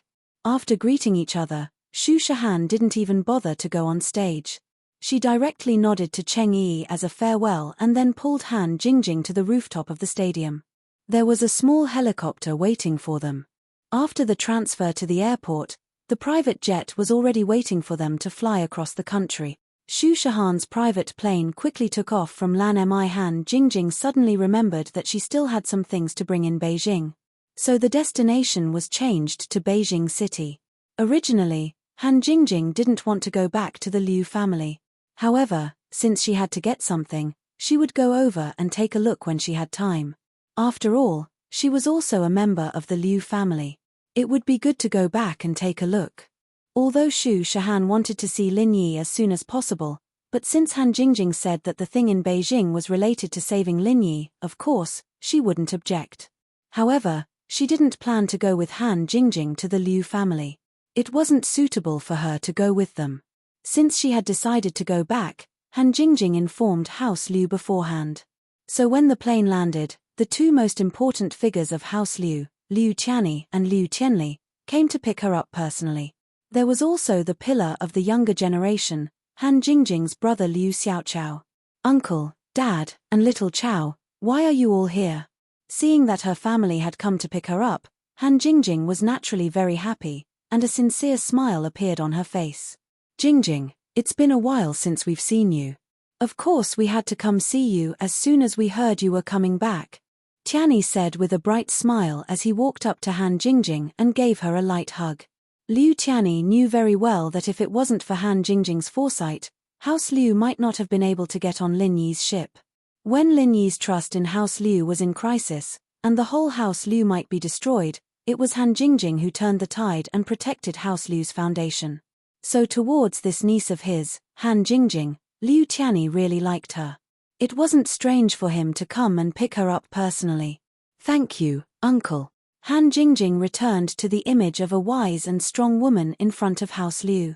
She let go of Liu Tianni and looked at her father. Liu Tianli's eyes were filled with excitement and pride. This was his daughter. Although he had done something to tarnish his daughter's reputation, it couldn't change the blood connection between father and daughter. Father. Han Jingjing walked up with a smile and hugged Tianli. Seeing Tianli's spirit, Han Jingjing knew that he had truly turned over a new leaf, and this made her very happy. Jingjing, Daddy missed you a lot. Tianli hugged Han Jingjing, his eyes reddening. After all, this was his daughter, and he wouldn't be able to see her for a few years. It would be a lie to say that he didn't miss her. Daddy, Jingjing missed you too. Han Jingjing's eyes reddened as well. The person she worried about the most in the common world was her father. Luckily, Tianli was doing well this time, and it made her feel much better. Sis, there's still me. Liu Xiaochao giggled as he pointed at himself and opened his arms. Han Jingjing, of course, gave him a big hug as well. She smiled. Xiao Chao, you're finally not that nerdy otaku anymore. I can finally relax. Otherwise, I'll be worried that you won't be able to find a wife if you're always like that.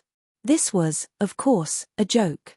Liu Xiaochao was handsome and knowledgeable, but even if he was ugly and deformed, as long as he had the halo of being the young master of House Liu, the number of women who wanted to marry him would be enough to line up from the Liu house's gate to the suburbs of Yangjing. The family chatted for a bit before getting into the car. Liu Xiaochao drove himself, and Liu Tianyi and Liu Tianli talked with Han Jingjing. This was definitely a treatment that only a minister or above could enjoy. "Grandpa, how's your body?" Han Jingjing asked about Elder Liu and learned that the old man was in good health, but he didn't care about politics anymore. He wasn't in Yangjing at the moment, either, but had gone to the south to recuperate. Liu Tianyi and the other juniors would make time to visit him every week, so the old man wouldn't feel lonely. Han Jingjing nodded, so Grandpa went to the south. "Then let's not go home, let's go to the company.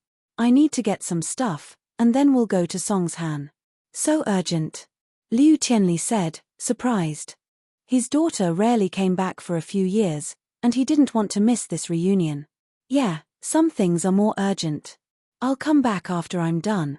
Han Jingjing guessed that House Liu didn't know about Lin Yi's coma yet, so she didn't say it out loud. Lin Yi had enemies in the common world, and it wouldn't do Lin Yi any good if the news got out. Han Jingjing, of course, knew the gravity of the situation. "Are you going to find brother-in-law? He came here once before." Liu Xiaochao didn't turn back, but his guess was pretty close. Han Jingjing's heart warmed. Lin Yi still remembered to visit House Liu for her, which meant that he had a place in his heart. She wanted to go back to Songshan to see Lin Yi as soon as possible. Chapter 57-49. If Han Jingjing was going to look for Lin Yi, then Tianli wouldn't have a problem. Thinking of Fan Jian, he wanted to plead for him. Han Jingjing frowned. Of course she knew who Fan Jian was. In fact, she didn't have much of a good impression of this cousin of hers. He was just a spoiled brat, trying to distance himself from House Liu before even asking for their help when House Liu was in trouble. Now that House Liu was rich, he was rushing to help them. This type of person would never be welcomed anywhere. "Dad, why did you bring him up?" Han Jingjing asked curiously. It was rare for the family to get together, and bringing up someone like this would only waste time and affect their mood.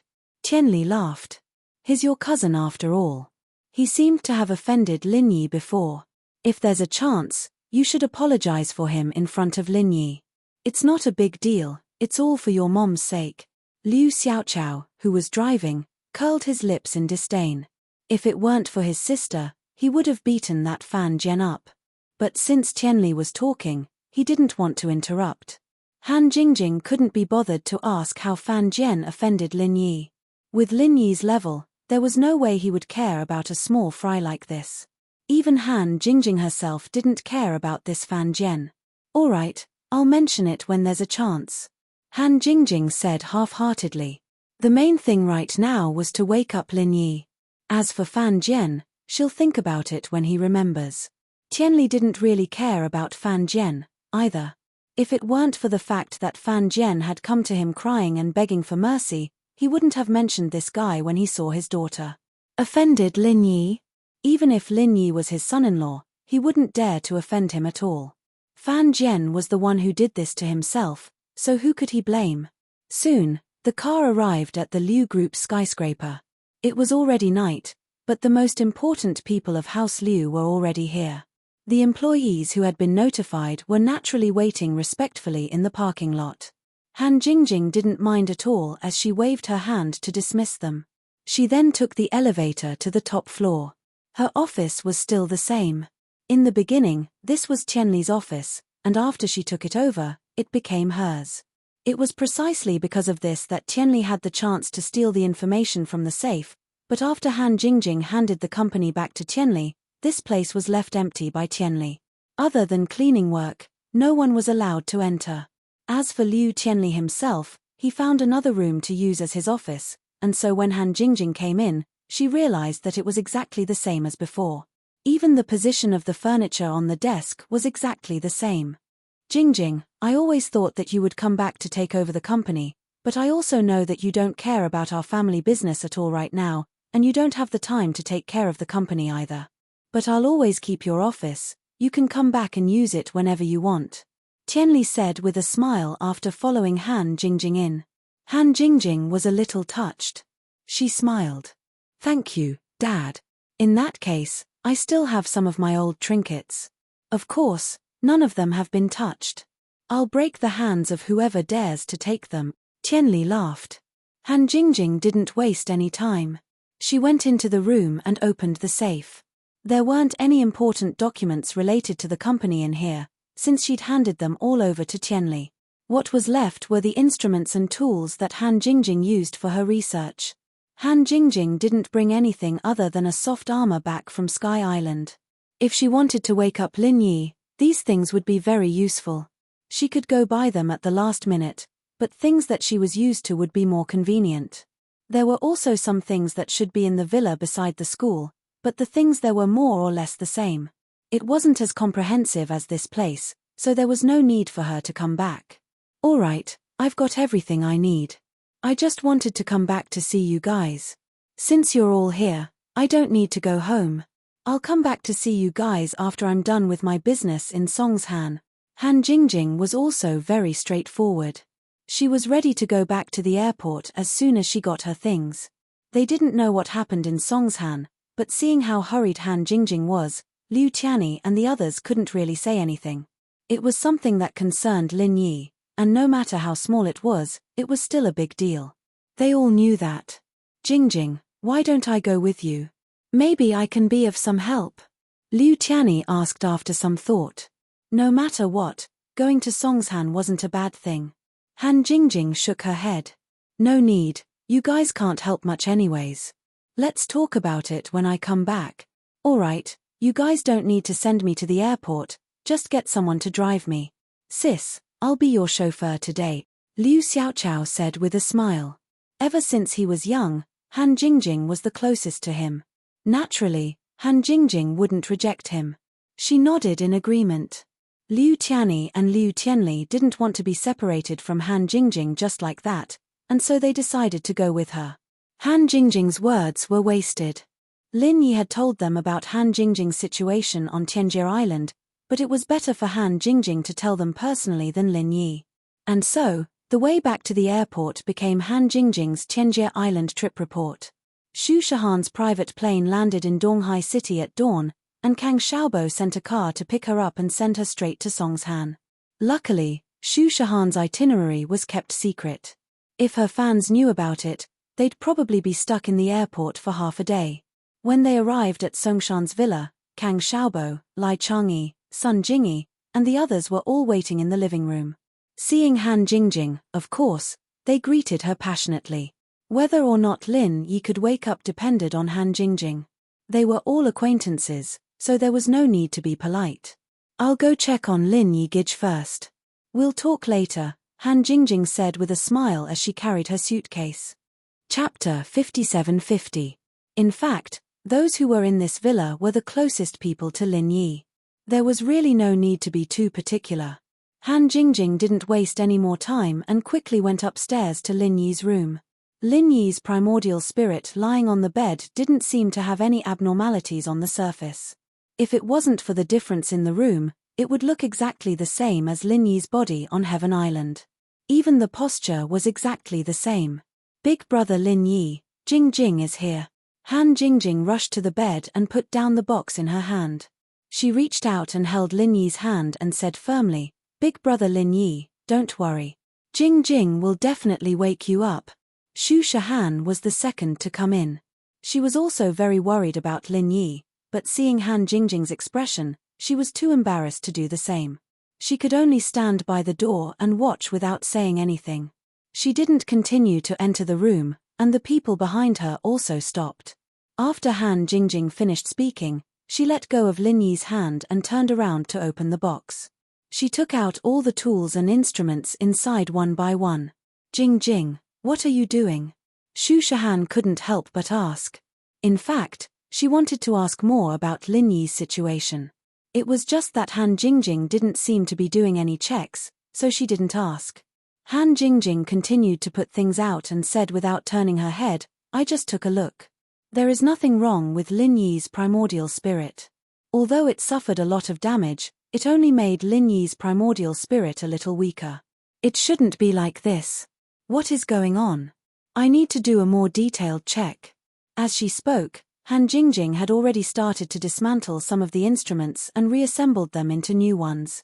She also asked Kang Xiaobo to bring all the laptops, TVs, and phones in the villa for her to temporarily use as peripherals. The entire room was quickly filled with scattered components, and around Lin Yi's bed, there were 6 new pillar-shaped electronic devices. It looked a little ugly, but the people at the door didn't understand it, but they thought it was awesome. When Han Jingjing made these things, they made a lot of noise, but no one thought there was a problem. If the noise could wake up Lin Yi, they didn't mind setting off firecrackers in Lin Yi's ears all day. When the 6 electronic devices were finally connected by Han Jingjing, some messy lines began to appear on her laptop. Han Jingjing's face was slightly happy, as if she was very satisfied with the appearance of these lines. Other than Han Jingjing, no one else could understand what these lines meant. They were afraid of disturbing Han Jingjing, so they didn't dare to ask questions. They just watched quietly as Jingjing quickly typed in lines of commands on her laptop. 10 minutes later, Han Jingjing frowned and muttered, "How strange, how could such a situation happen?"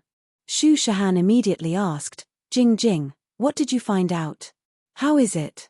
Han Jingjing scratched her head and showed a cute expression. "I'm not too sure, Lin Yigij's situation is not easy to describe, so it's a little strange. Everyone was going crazy. Didn't that mean she didn't say anything? How strange was it? Why was it not easy to describe?" Han Jingjing seemed to feel that it was not appropriate for her to say this, so she thought about it and continued, "Let's put it this way, Lin Yigij's primordial spirit indeed suffered a very serious injury. His primordial spirit's divine sense energy is continuously flowing out, but the speed is not fast. If there is no replenishment, it can still last for about a year, and after a year, it will probably completely dissipate." Xu Shahan and Sun Jingyi's face paled. What was so strange about this situation? They should quickly think of a way to save Lin Yi. "Jingjing, is there any way to stop this energy from flowing out? Not to mention a year, even if it's just a month, the damage to Lin Yi is very big, right?" Sun Jingyi was born in a medical family, so she was very sensitive to this aspect. Han Jingjing said that Lin Yi can last for a year before it completely dissipates, which means that with each passing day, Lin Yi's injuries would worsen. A month was already very scary. Han Jingjing nodded. "This is the strange part. Lin Yigij's primordial spirit is losing energy, but on the other hand, there is energy coming in to replenish it. It feels like Lin Yigij is cultivating on his own, but the effect isn't very good, just barely enough to keep up with the consumption." Sun Jingyi breathed a sigh of relief. This Han Jingjing was panting while talking, it really scared her. Then, could it be that Lin Yi's cultivation isn't enough to make up for the loss of energy, so he can't wake up? Didn't he have experience in self-healing before? Maybe it's the same this time. Xu Shahan guessed uncertainly, but there was a hint of truth in it. "Maybe so," Han Jingjing said casually, only she understood that Lin Yi's primordial spirit was different from his physical injuries. His magical qi might not be of much help to the primordial spirit's injuries. But Xu Shahan's words gave Han Jingjing some ideas. Since Lin Yi's energy loss and replenishment were in a balanced state, maybe increasing the replenishment would give Lin Yi a higher chance of waking up. As for how to increase Lin Yi's energy replenishment, Han Jingjing also had a plan. She prepared 6 cylindrical electrical appliances. After some slight changes, she could form a device similar to a spirit-gathering array, but this device didn't gather spiritual qi, but soul power. This was the inspiration from the 2 European spirit hunters. Since there were countless people dying every day in this world, the soul power left behind by their souls before they disappeared, if no one collected it, it would drift between heaven and earth, and after a long time, it would completely disappear. Since this was the case, why not make a device to collect this soul power for Lin Yi's use? A genius like Han Jingjing, of course, wouldn't be like the European spirit hunters, using weapons to fight with souls to collect soul power. She had 2 soul-gathering bottles, Using this as the foundation, it was very easy to make a device similar to a spirit gathering array. Chapter 57-51. The amount of soul power in the 2 soul gathering bottles added up was a little more than a whole bottle. They weren't sure if it was an illusion, but everyone felt that Lin Yi's primordial spirit seemed to have solidified a little. It should be the effect of the soul power. Han Jingjing felt it for a moment, and her heart was a lot more assured. She immediately started to modify the equipment, and very quickly, with the 2 soul gathering bottles as the core, she completed the special spirit gathering formation. Although there wasn't a lot of soul power floating around in Songshan City, these strands were equivalent to the last straw that broke the camel's back. It directly broke the balance of consumption and replenishment for Lin Yi, and the balance began to tilt in the direction that was advantageous to Lin Yi. Han Jingjing secretly let out a sigh of relief. This method was really effective, and there was also an unexpected harvest. The dissipated energy from Lin Yi's primordial spirit was mostly recovered by the spirit gathering formation, and once again became replenishment for Lin Yi. This was equivalent to forming a virtuous cycle, and the effect was even more powerful. If this was the reason why Lin Yi was unconscious, he would probably wake up soon. If it was someone with a wicked heart, they might have started a massacre in Songshan City, and seized the opportunity to collect soul power. But Han Jingjing never had such a thought, so she didn't think that she had made such a terrifying device. If the evil cultivators on Heavenly Island found out about it, it would definitely cause a huge storm of blood. In the space of the jade, Lin Yi suddenly opened his eyes in surprise. He suddenly felt that his primordial spirit's cultivation speed suddenly increased. He didn't know what happened, but this change was quite gratifying. Not only that, Lin Yi also felt that the space of the jade seemed to have a trace of energy that was beneficial to the primordial spirit's cultivation, and this wasn't the original spiritual energy in the space of the jade. Jiao Lao, what's going on? Could it be that the space of the jade has changed? With that mutated dragon Langusia following him all day, it was no wonder that Lin Yi's first thought was that the space of the jade had changed. The result was naturally a merciless laugh from Jiao Yazi. Kid, did you become stupid from cultivating? Even if you changed, the space of the jade can't change. Don't think about those useless things, hurry up and cultivate. Actually, Jiao Yazi knew that the extra energy was soul power, but he didn't point it out to Lin Yi, because Jiao Yazi didn't know where the soul power came from. Since Lin Yi's consciousness couldn't go out, Jiao Yazi also couldn't investigate the situation outside. Soul power was the power of a person's soul. It would only leak out after a person died. A normal person could only have a small amount of soul power. Don't look at the small amount that entered the space of the jade, it was at least a dozen people's worth of soul power. Because he knew this, Jiao Yazi purposely hid it. The most important thing now was to connect Lin Yi's primordial spirit with the primordial spirit in the outside world. Everything else wasn't important. It didn't matter if someone was trying to save Lin Yi. Since Jiao Yazi couldn't do anything to stop it, he just needed to let Lin Yi cultivate without any burden. At the same time, in the second central base in the outskirts of Songshan, a naked woman floated in a giant glass culture tank. Her head was connected to hundreds of tiny wires, hidden in her long hair. It was almost impossible to see if one didn't pay attention. Jian Wen, Kang Jiaolong, and the others were all here. Their eyes wandered around the perfect body of the woman, but they didn't dare to show any perverted expressions. The woman's name was Lan Shiru, and there were surveillance cameras everywhere in the base. It wouldn't be good if Lan Shiru came looking for trouble. Memory implantation complete. Clone body fusion complete.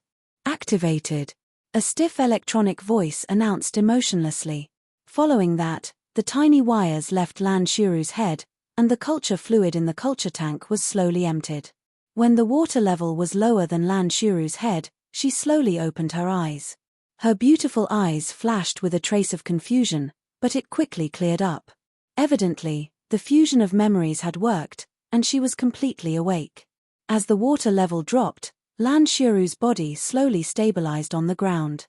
The glass culture tank's sealed door silently sprang open, and Lan Shiru walked out confidently, without the slightest shyness or concealment. The first thing Lan Shiru said when she walked out wasn't asking for clothes. She asked coldly, "Is Lin Yi dead?" Jian Wen waved his hand, and the two girls on the side immediately put the clothes on Lan Xiaoru. Jian Wen bowed and said respectfully, "Respected Miss Lan, congratulations on your new life. I'm just a clone. What new life can I have? Are you cursing my original body to die?" Lan Xiaoru glanced at Jian Wen coldly and hemphed, "Is Lin Yi dead or not?" Jian Wen didn't expect his flattery to backfire, but he didn't dare to show any dissatisfaction. Lan Xiaoru was a clone, and her identity was far superior to his, the person in charge of Base 2. He could only continue smiling. "Miss Lan is immortal, my bad. Lin Yi hasn't appeared since the explosion, but Cheng Yi is still holding a concert. I don't think he'll die that easily." Lan Xiaoru looked at the clothes she was wearing. She seemed to be satisfied with Jian Wen's preparation, but she didn't like his report.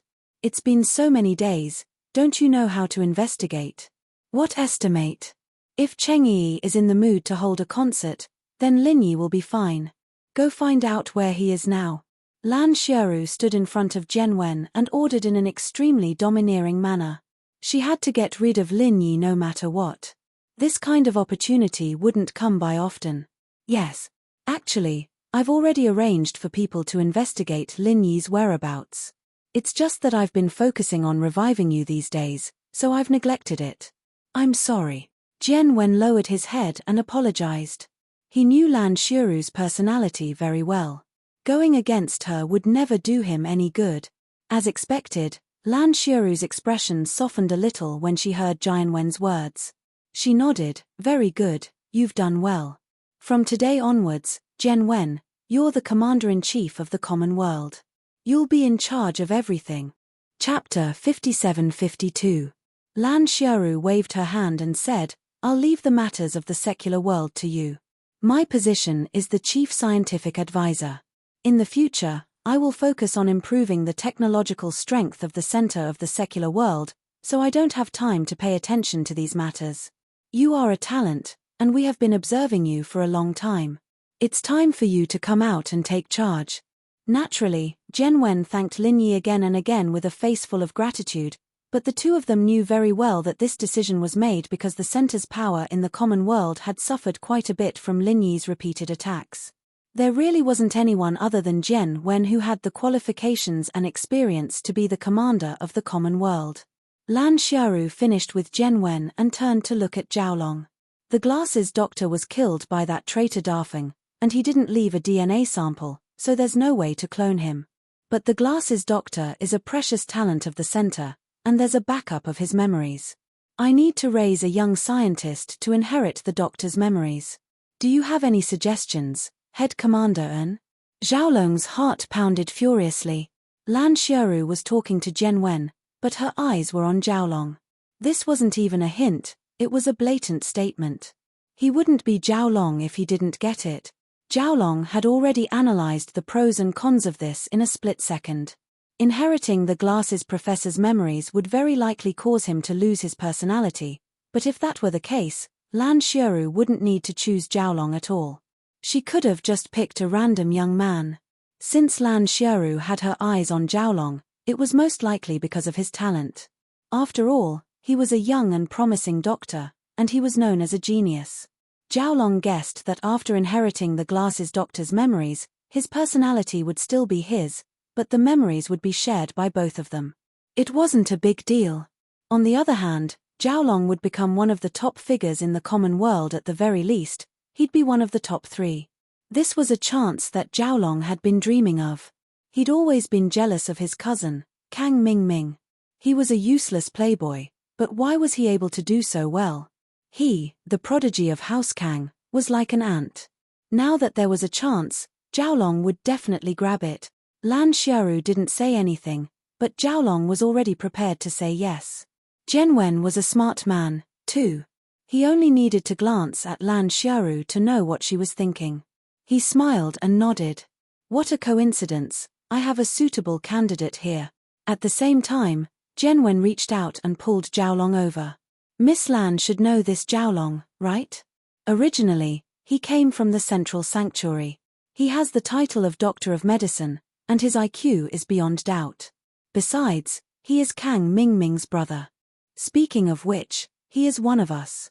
It's a waste of his talent to be my assistant. What do you think, Miss Lan? Here's the chance. Zhao Long looked at Jian Wen gratefully. He didn't wait for Lan Xiaoru to ask. Miss Lan, I've always respected Dr. Glass's knowledge. If I could inherit his memories and let him use my body to be reborn, that would be my honor. If possible, please give me this chance. Lan Xiaoru smiled and nodded in satisfaction. Very well, I'm very happy that you're willing to make such a request.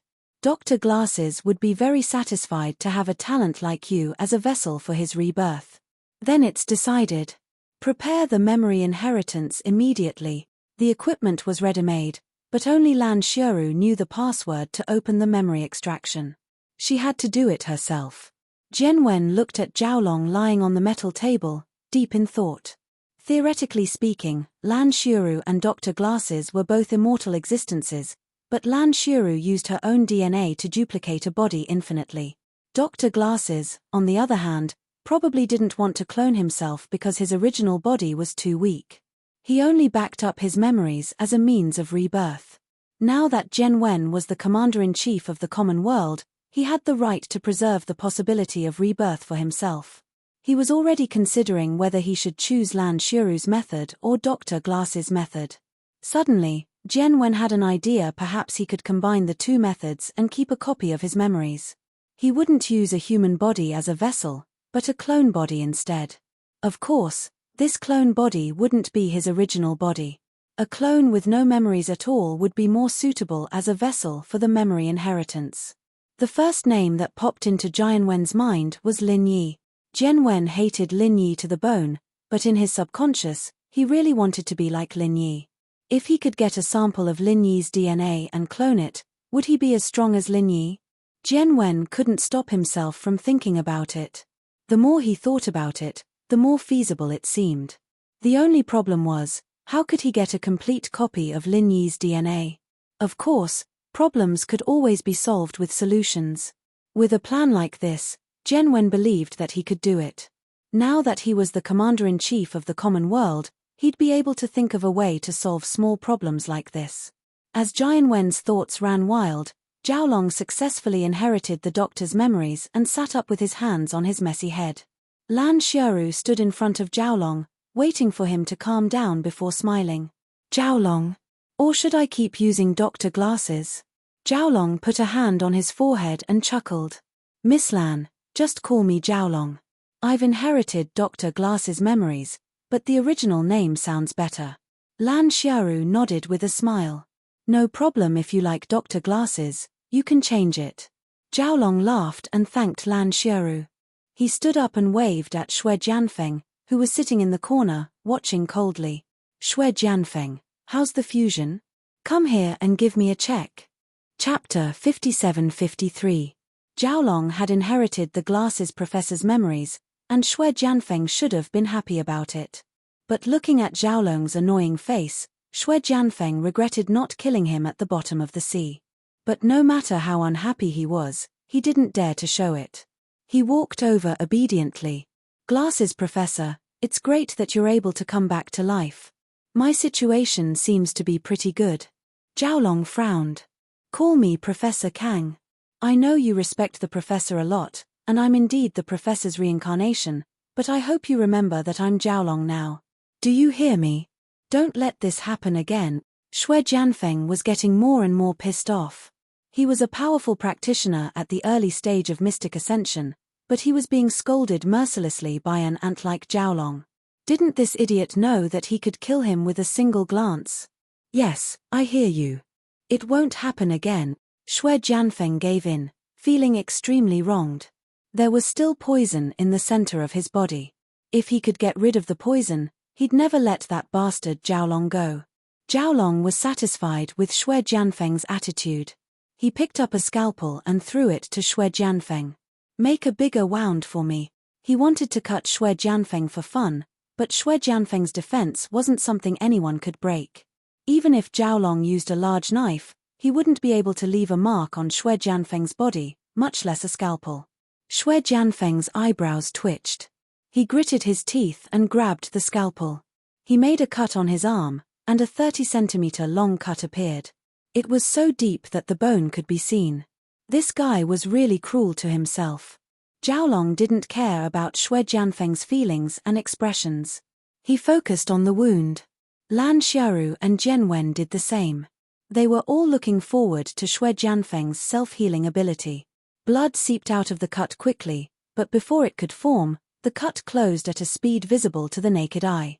In a short 10 seconds, there wasn't even a scar left on Xue Jianfeng's arm. Only traces of blood proved that there really was a wound. Jiaolong clapped his hands and laughed. It worked. Our Kang family's golden saw medicine is quite amazing. Once this new medicine is mass-produced, we will be able to form an undead army. Xue Jianfeng wiped away the bloodstains on his arm and sneered in his heart. The Kang clan's golden saw medicine was indeed not bad, but he wasn't completely clueless. He had seen the recipe, and the ingredients inside were extremely rare and precious even in the secular world. It was impossible to concoct such a medicine in large quantities. Furthermore, only Xue Jianfeng understood the pain and difficulty of fusing the medicine. Even with his early-stage profound ascension physique, he almost couldn't endure it. Build an undead army? Let's find someone who can withstand the potion's power without dying first. Due to his displeasure towards Jiaolong and Jian Wen, Xue Jianfeng didn't voice out his thoughts. He maintained his silence. His goal now was to increase his strength and find a chance to get rid of the poison in his body. Then, he would be truly free. Let's talk about the army later.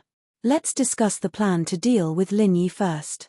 If Xue Jianfeng could finish the fusion earlier, perhaps the sacred base wouldn't have been destroyed. But it doesn't matter, it's just a base. As long as we can kill Lin Yi's Yuan Shen, everything will be worth it. Lan Xiaoru couldn't forget about killing Lin Yi. After seeing Xue Jianfeng's performance, she immediately made arrangements to deal with Lin Yi. Jian Wen quickly found someone to ask about the results of the investigation. Fortunately, there was the latest feedback. As the chief commander, he didn't seem so useless. Miss Lan, Lin Yi still hasn't appeared. But our people said that there are many people gathered in Lin Yi's villa in Songshan. Perhaps Lin Yi is hiding there to heal. Why don't we just kill them all? Even if Lin Yi isn't here, killing a few of his lackeys would be good too. Jian Wen suggested passionately. In fact, he wanted to take advantage of the fact that a master like Xue Jianfeng was here to snatch the unconscious Meng Yao. Normally, Jian Wen wouldn't dare to do this. The lackeys under Lin Yi were very strong. They weren't people he could mess with. But now, it was different. He didn't use the power he had. Lan Xiaoru sighed. Lin Yi hasn't appeared yet. It's very likely that he went back to Sky-class Island. After all, he's just a primordial spirit. If he's injured too heavily, he'll just disintegrate and return. It seems that I'll have to contact the main body on Heaven Island to confirm. Chief Commander An, have someone continue to monitor the villa from the outside and then install some monitoring equipment in the surroundings. Keep me updated. Yes, Miss Lan. I'll give the order right away. Jian Wen didn't say anything else. He immediately went to inform his men. Lan Xiaoru also sent a letter to Sky-class Island to ask about Lin Yi through the special channel of the center. One day later, Sky-class Island replied. They said that after investigation, Lin Yi's main body was still unconscious. This meant that Lin Yi's Yuan Shen hadn't returned. It was still in the common world. It might be because it was injured too badly. After getting the letter, Lan Xiaoru slammed the table excitedly. This is a chance. This is a once-in-a-lifetime opportunity. We must seize it. Chief Commander N, immediately let your men connect the signal of the surveillance equipment here. We need to carefully observe the situation in this villa. We must make sure that Lin Yi is inside and kill him in one blow. For Lan Xiaoru, Lin Yi was the only one she needed to pay attention to. As for his men and women, they weren't important at all. Before Lin Yi died, she wouldn't touch those people easily. Once Lin Yi died, it would be easy to deal with them. So now Lan Xiaoru must make sure that Lin Yi was in the villa. Then, she would launch a thunderous strike and kill Lin Yi completely. Xue Jianfeng sat on the sofa indifferently, as if nothing had anything to do with him. In fact, if they wanted to investigate the villa, It was a very good plan to let Xue Jianfeng sneak in. However, Lan Xiaoru didn't want to alert the enemy, so she didn't use it. Xue Jianfeng also wouldn't take the initiative to bring it up, although he and the guys in the center had the same position on killing Lin Yi. Chapter 57-54. Lan Xiaoru looked at the small image on the huge display screen, and her hands jumped quickly on the control keyboard. In addition to the normal video surveillance, there were also high-tech surveillance methods such as thermal imaging, infrared imaging, and so on. They could see every corner of the entire villa clearly. It was a pity that Lin Yi was a spirit body, and these surveillance methods could not find his exact location, so they could not be sure if Lin Yi was really in the villa. Because of this, Lan Xiaoru did not dare to act rashly for a while, for fear that she could not hit the target and give Lin Yi a chance to catch his breath. She did not know that if she attacked now, Lin Yi might really be killed by her, and the hesitation at this critical moment really gave Lin Yi a chance to live. In the villa, Han Jingjing was still waiting by Lin Yi's side, paying attention to the changes on the instrument at all times. What made her feel at ease was that looking at the fluctuations of those lines, Lin Yi's condition was gradually improving. First of all, the speed of energy loss began to slow down after these days of strong replenishment, and the speed of replenishment had further increased. If her guess was right and it went smoothly, Lin Yi would be able to wake up soon, and Han Jingjing's purpose of coming back would basically be considered to have been achieved. At this moment, Han Jingjing found that the technological surveillance array she had set up had captured some strange energy signals, and she immediately operated quickly on the notebook. Hey, what is this? Surveillance equipment. In less than 10 seconds, Han Jingjing easily found the source of the trace of energy signal. It turned out to be a thermal imaging instrument not far from the villa. Originally, someone had set up surveillance equipment around the villa, and it should have been discovered by the people in the villa early on. However, these guys used the identity of repairing the network base station as a cover, and they did not arouse the suspicion of Kang Xiaobo and the others. They openly installed all kinds of surveillance equipment around the villa. When it came to combat experience, all the people in this villa added up would not be comparable to Lin Yi. Han Jingjing was also a little speechless. If it were not for this surveillance tool discovering a trace of abnormal energy, she would not have paid attention to what the people outside were doing. I'd like to see who is so concerned about my big brother Lin Yi. Han Jingjing snorted, and immediately began to reverse track on the notebook, trying to find out where the signal was flowing to. Han Jingjing's genius was not only manifested in research and manufacturing various inventions. In fact, she used to be one of the top 5 hackers in the world, and her technical strength was not inferior to the unconscious Tu Ranran. It was just that no one knew her identity, and she only appeared occasionally for fun, so she was not known. Although she had not been in the secular world for a few years, Han Jingjing's skills had not fallen behind. Instead, they had become even more powerful. It was likely that she had set up her own security defenses and cracked the invasions on Heaven Island. For Han Jingjing, this was just a little game for her to relax when she was tired. Hee, I caught you. In less than 3 to 5 minutes, Han Jingjing chuckled proudly. This was much simpler than the security protection she set up herself. Lan Xiaoru did not expect that the surveillance equipment would be tracked by Han Jingjing. In fact, Lan Xiaoru's technical strength was not inferior to Han Jingjing's, but Lan Xiaoru never considered that the people in the villa would discover and track her, so she did not set up too complicated defenses. The few firewalls were set up by Lan Xiaoru out of habit. It was enough for ordinary hackers, but for Han Jingjing, it was completely useless. This time, not only did she find the source of the signal, but Han Jingjing also silently followed the video signal and invaded the center's system. It was rare for them to open a receiving port. If Han Jingjing did not make good use of it, it would be a waste of their hospitality. Center. I knew it. Let's see where you can run now. The screen in front of Han Jingjing was densely packed with confidential information from the center's central computer. Even Han Jingjing's beautiful big eyes showed a fanatical look. Aya, the hard disk space is not enough. Damn it. Han Jingjing muttered and quickly pulled another computer on the side.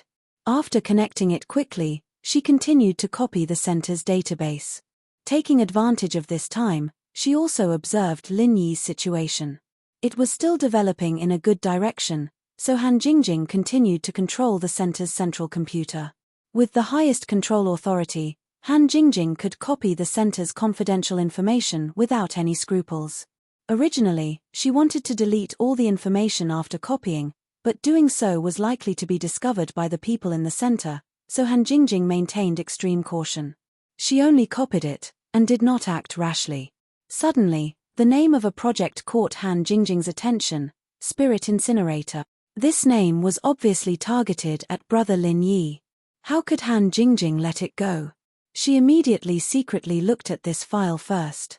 To her surprise, the research project was still in progress, and the information was constantly being updated. To put it simply, Han Jingjing was on a live broadcast.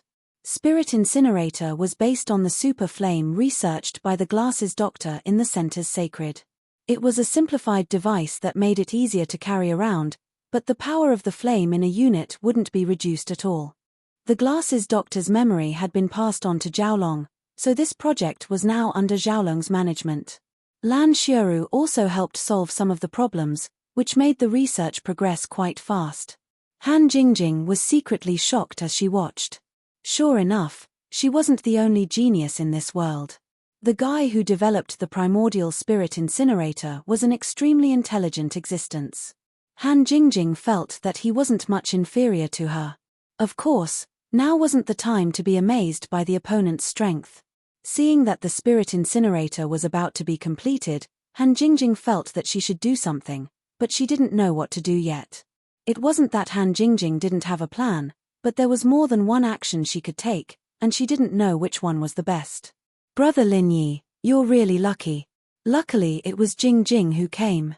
If the other sisters came, they wouldn't be able to discover the central plot.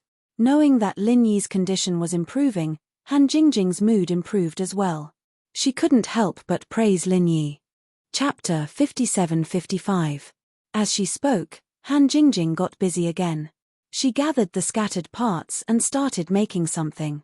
In the second base, Zhaolong and Lan Xiuru finally completed the simplified version of the super flame, the spirit burner. Now was the time to use it to kill Lin Yi. Shui Jianfeng, install this spirit burner on the flying saucer and go to the villa to kill Lin Yi. Zhaolong said to Shui Jianfeng proudly as he pointed at the spirit burner he had just made. Shui Jianfeng turned to Lan Xiuru and asked, Miss Lan, have you confirmed that Lin Yi is in the villa? Also, is this thing really effective? If something goes wrong, should I just kill Lin Yi and be done with it? Lan Xiaoru looked at Shui Jianfeng with approval. Not bad, your question is very good. Our first goal is to kill Lin Yi no matter what. If the spirit burner doesn't work, then we'll have to rely on you to kill Lin Yi's spirit. Remember, don't fail. After a slight pause, Lan Xiaoru continued, as for whether or not Lin Yi is in the villa, I'm not sure yet, but I'm guessing that there's a 90% chance that he is. Just do whatever you want. Shui Jianfeng nodded, I understand. I'll go prepare now. Zhaolong wasn't happy that Shui Jianfeng ignored him.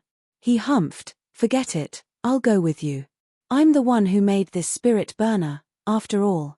If anything goes wrong, I'll be able to take care of it. That's good. I'll be more at ease with Professor Kang. Lan Xiaoru nodded. She didn't object to Zhaolong's suggestion. Shui Jianfeng was annoyed. She didn't even trust him for something like this. This Zhaolong was too much. Did he think that just because he inherited Professor Glass's memories, he really became Professor Glasses? However, Shui Jianfeng also knew that he was the one who had the least right to speak, so he didn't say much. He picked up the small cannon-shaped spirit incinerator and turned to leave the room. Zhaolong called out to Lan Xiaoru and Jian Wen before following them out. He didn't pay much attention to Shui Jianfeng's feelings. He only wanted to go along because of his hatred for Lin Yi.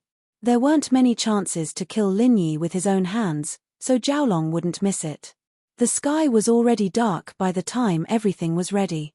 The flying saucer carried Shui Jianfeng and Zhaolong, activating the cloaking device and leaving Songshan's outskirts, flying towards Lin Yi's villa.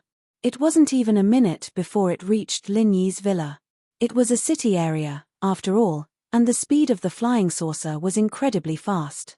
Shui Jianfeng's divine sense swept over first. This distance wasn't a problem at all. As long as there wasn't any divine sense shielding device, he could see everything in the villa clearly.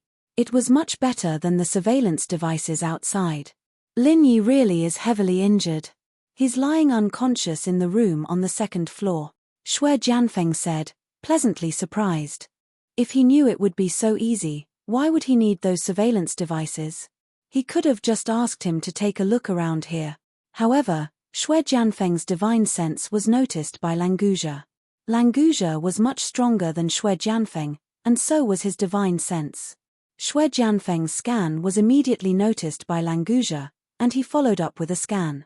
Shui Jianfeng's body shook, and he mumbled, "I forgot about this guy. Even if Lin Yi's injuries aren't light, this guy isn't easy to deal with." Zhaolong, on the other hand, didn't notice Shui Jianfeng's mumbling. When he heard that Lin Yi was on the second floor of the villa, he laughed evilly. "Ha ha ha, the heavens are on my side. That bastard Lin Yi finally has his day. Watch how this young master's primordial spirit incinerator turns him into ashes." Shui Jianfeng wanted to say that there was a mystic late-stage master who had his eyes on them, but when he thought that Lin Yi was about to die, he didn't say it out loud. More importantly, Shui Jianfeng thought that even if he couldn't win against Languzhe, it wouldn't be a problem. After merging with the new recovery potion, his body was almost immortal. Languzhe was strong, but he might not be able to do anything to Shui Jianfeng. If he could use this chance to kill Zhaolong, it would be perfect. Firing the spirit incinerator not only gave him a chance to kill Lin Yi, but it also gave him a chance to kill Zhaolong. This was killing two birds with one stone. Shui Jianfeng wanted to laugh out loud at the thought of it. He should give himself a thumbs up for being so smart. These thoughts flashed through his mind in an instant. Zhaolong didn't know that Shui Jianfeng was planning to get rid of him with a borrowed knife. He was still laughing proudly as he activated the soul burner, aiming for the villa below. A blazing white super flame suddenly descended from the sky. It was as if a small sun had lit up in the night sky, illuminating the entire villa area. "Die! Die! Die, all of you!" Zhaolong laughed crazily as he pushed the burner's power to the maximum. The white super flame brought with it waves of heat, engulfing the entire villa. Jian Wen, who was far away in the second base, changed his expression. "What's wrong with Zhaolong? Didn't we agree to only kill Lin Yi's soul? Does he intend to kill everyone in this villa with this level of intensity?" The super flame did damage to the soul without a doubt.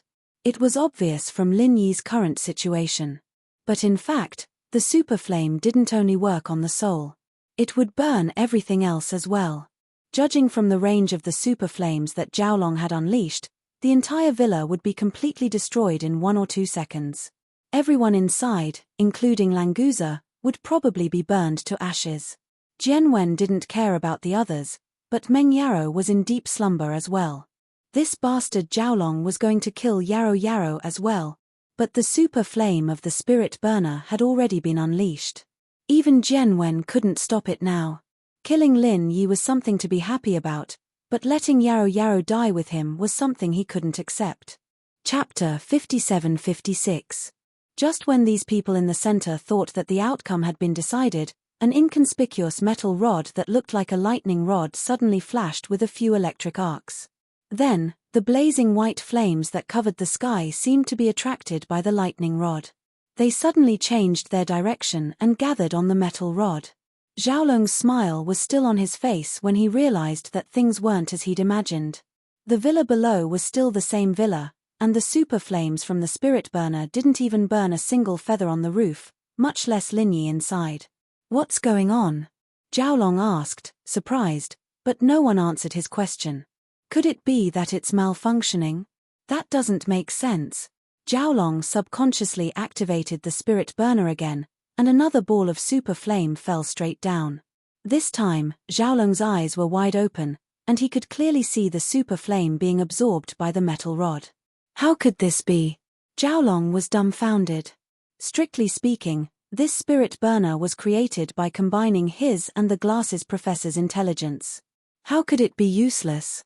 Normally speaking, a ball of super flame would be enough to burn the villa below into ashes, Why couldn't it burn a single metal rod after 2 tries? In the villa, Han Jingjing, who'd always had a cute expression on her face, was smiling like a fox. She was just worried about the lack of free soul energy in Songshan, and Lin Yi's recovery speed was too slow, and this idiot Zhaolong came to her rescue twice in a row. If they hadn't been discovered by the surveillance earlier, they would have been able to kill Lin Yi, but it was unnecessary. Han Jingjing caught them, tracked them back to their location, and took control of the second base's central computer. Zhaolong's spirit burner was no longer a secret to Han Jingjing. After all, she was a super genius who'd invented automatic pill refining and weaponsmithing equipment. The principle behind the spirit burner was laid out clearly in front of her, and if she still couldn't find a way to deal with it, she might as well kill herself with a piece of tofu. The super flame could damage the body, and in other words, it was a type of energy utilization.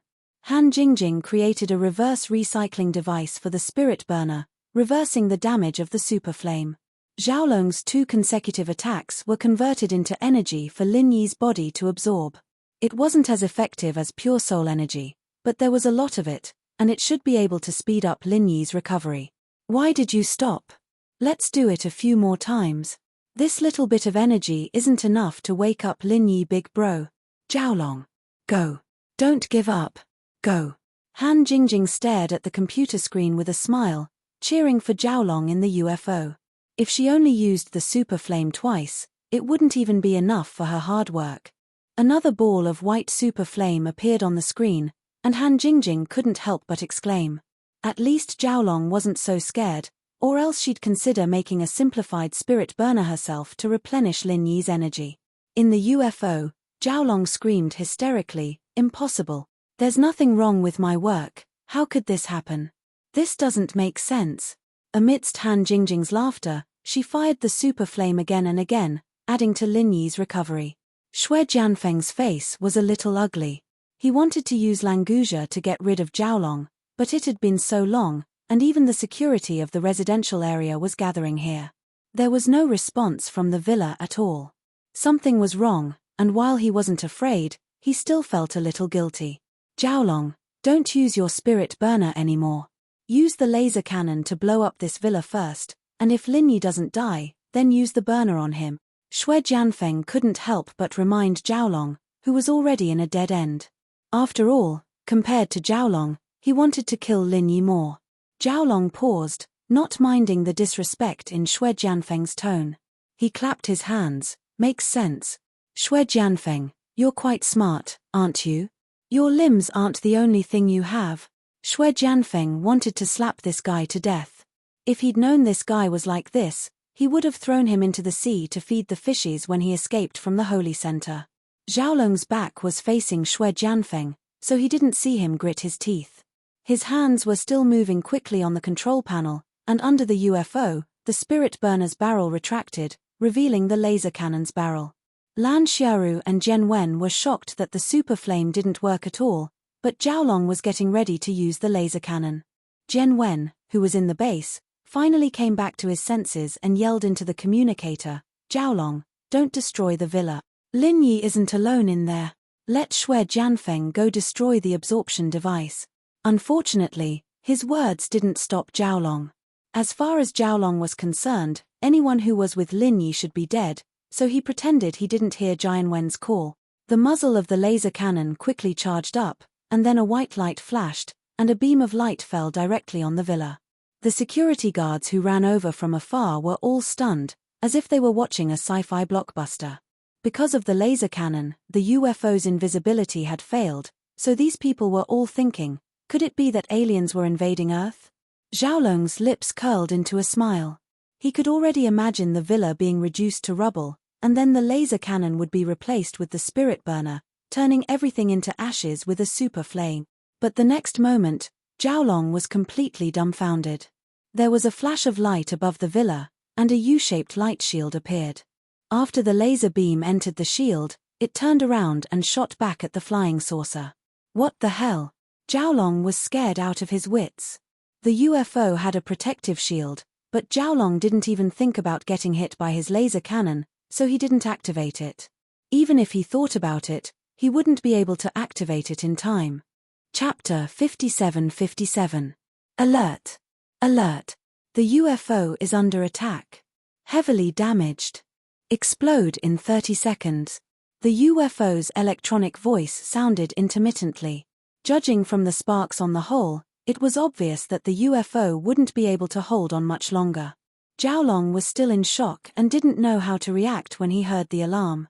Xue Jianfeng, on the other hand, was much more clear-headed. Since the UFO was about to explode, it was better for him to leave as soon as possible. The defenses of the villa were obviously prepared for a surprise attack. Since that was the case, Xue Jianfeng didn't want to take the risk. If it was Lin Yi's underlings who weren't prepared, Xue Jianfeng was confident that his sneak attack would work, but with the defenses of the villa so tight, even if he could recover quickly, he wouldn't dare provoke the enemy. Xue Jianfeng looked at Jiaolong, who was still in shock, and opened the door to the UFO's emergency compartment, preparing to escape by himself. As for that idiot Jiaolong, he'd just let him explode with the UFO. But before Xue Jianfeng could leave the UFO, Lan Shiru's voice came from the communicator. Xue Jianfeng, protect Professor Kang and get him out of the UFO. Get him back to the base as soon as possible. Remember, you must ensure Professor Kang's safety. Xue Jianfeng hated himself. He wanted to kill Jiaolong, but he had to force himself to save him. This feeling was more disgusting than swallowing a fly. Understood, don't worry, Miss Lan. I'll bring Professor Kang back for sure. Xue Jianfeng gritted his teeth and reluctantly pulled Jiaolong over, jumping out of the emergency hatch. In order to attack the villa, the flying saucer was hovering 100 meters in the air. Xue Jianfeng wouldn't have any problems jumping down from that distance, but Jiaolong would be dead without Xue Jianfeng's help. There was a parachute in the UFO, but there wasn't enough time to open it at 100 meters in the air. That was why Xue Jianfeng was so unwilling. Xue Jianfeng, who jumped out of the hatch, did not land directly. Instead, he used the momentum to glide diagonally. If he landed directly, he would be in the villa where Lin Yi was. Lin Yi had not woken up, but if he was stopped by Languja, Xue Jianfeng would not be able to get any benefits. It was better to stay away from them. After gliding in the air for more than 100 meters, the UFO suspended in the air burst into brilliant sparks and directly disintegrated in the air. However, this explosion was not a self-detonation.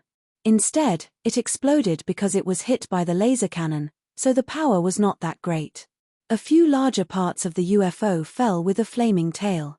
Languja's consciousness had been locked onto Xue Jianfeng and Jiaolong the entire time. The moment the two left the flying saucer, he wanted to chase after them.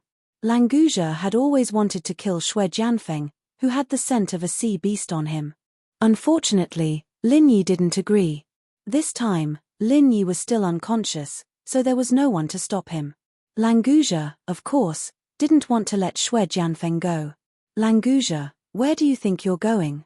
It was a pity that Languja was stopped by Sun Jingyi just as he stood up. Sister-in-law, I found an ambush. I'm going to capture them.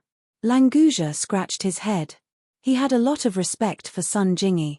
After all, she was his boss, Lin Yi's woman. For Lin Yi's sake, he had to explain. Sun Jingyi shook her head. Languja, I want to ask you not to leave the villa. We can't be sure of Lin Yi's condition right now. You're the only one here who can protect him. If you fall into the trap and Lin Yi is in danger, we might not be able to protect Lin Yi with our strength. Languja thought about it. Compared to killing the annoying Xue Jianfeng, Lin Yi's safety was obviously more important. So, Languja nodded immediately. Sister-in-law, you're right. I was too impulsive. I won't go anywhere today. I'll stay in the villa and see who dares to attack boss. Thank you, Languja. Sun Jingyi smiled. Being able to let Languja stay here had calmed her down a lot. She couldn't help with Lin Yi's injury at all, but before Lin Yi woke up, she had to do everything she could to protect Lin Yi's safety.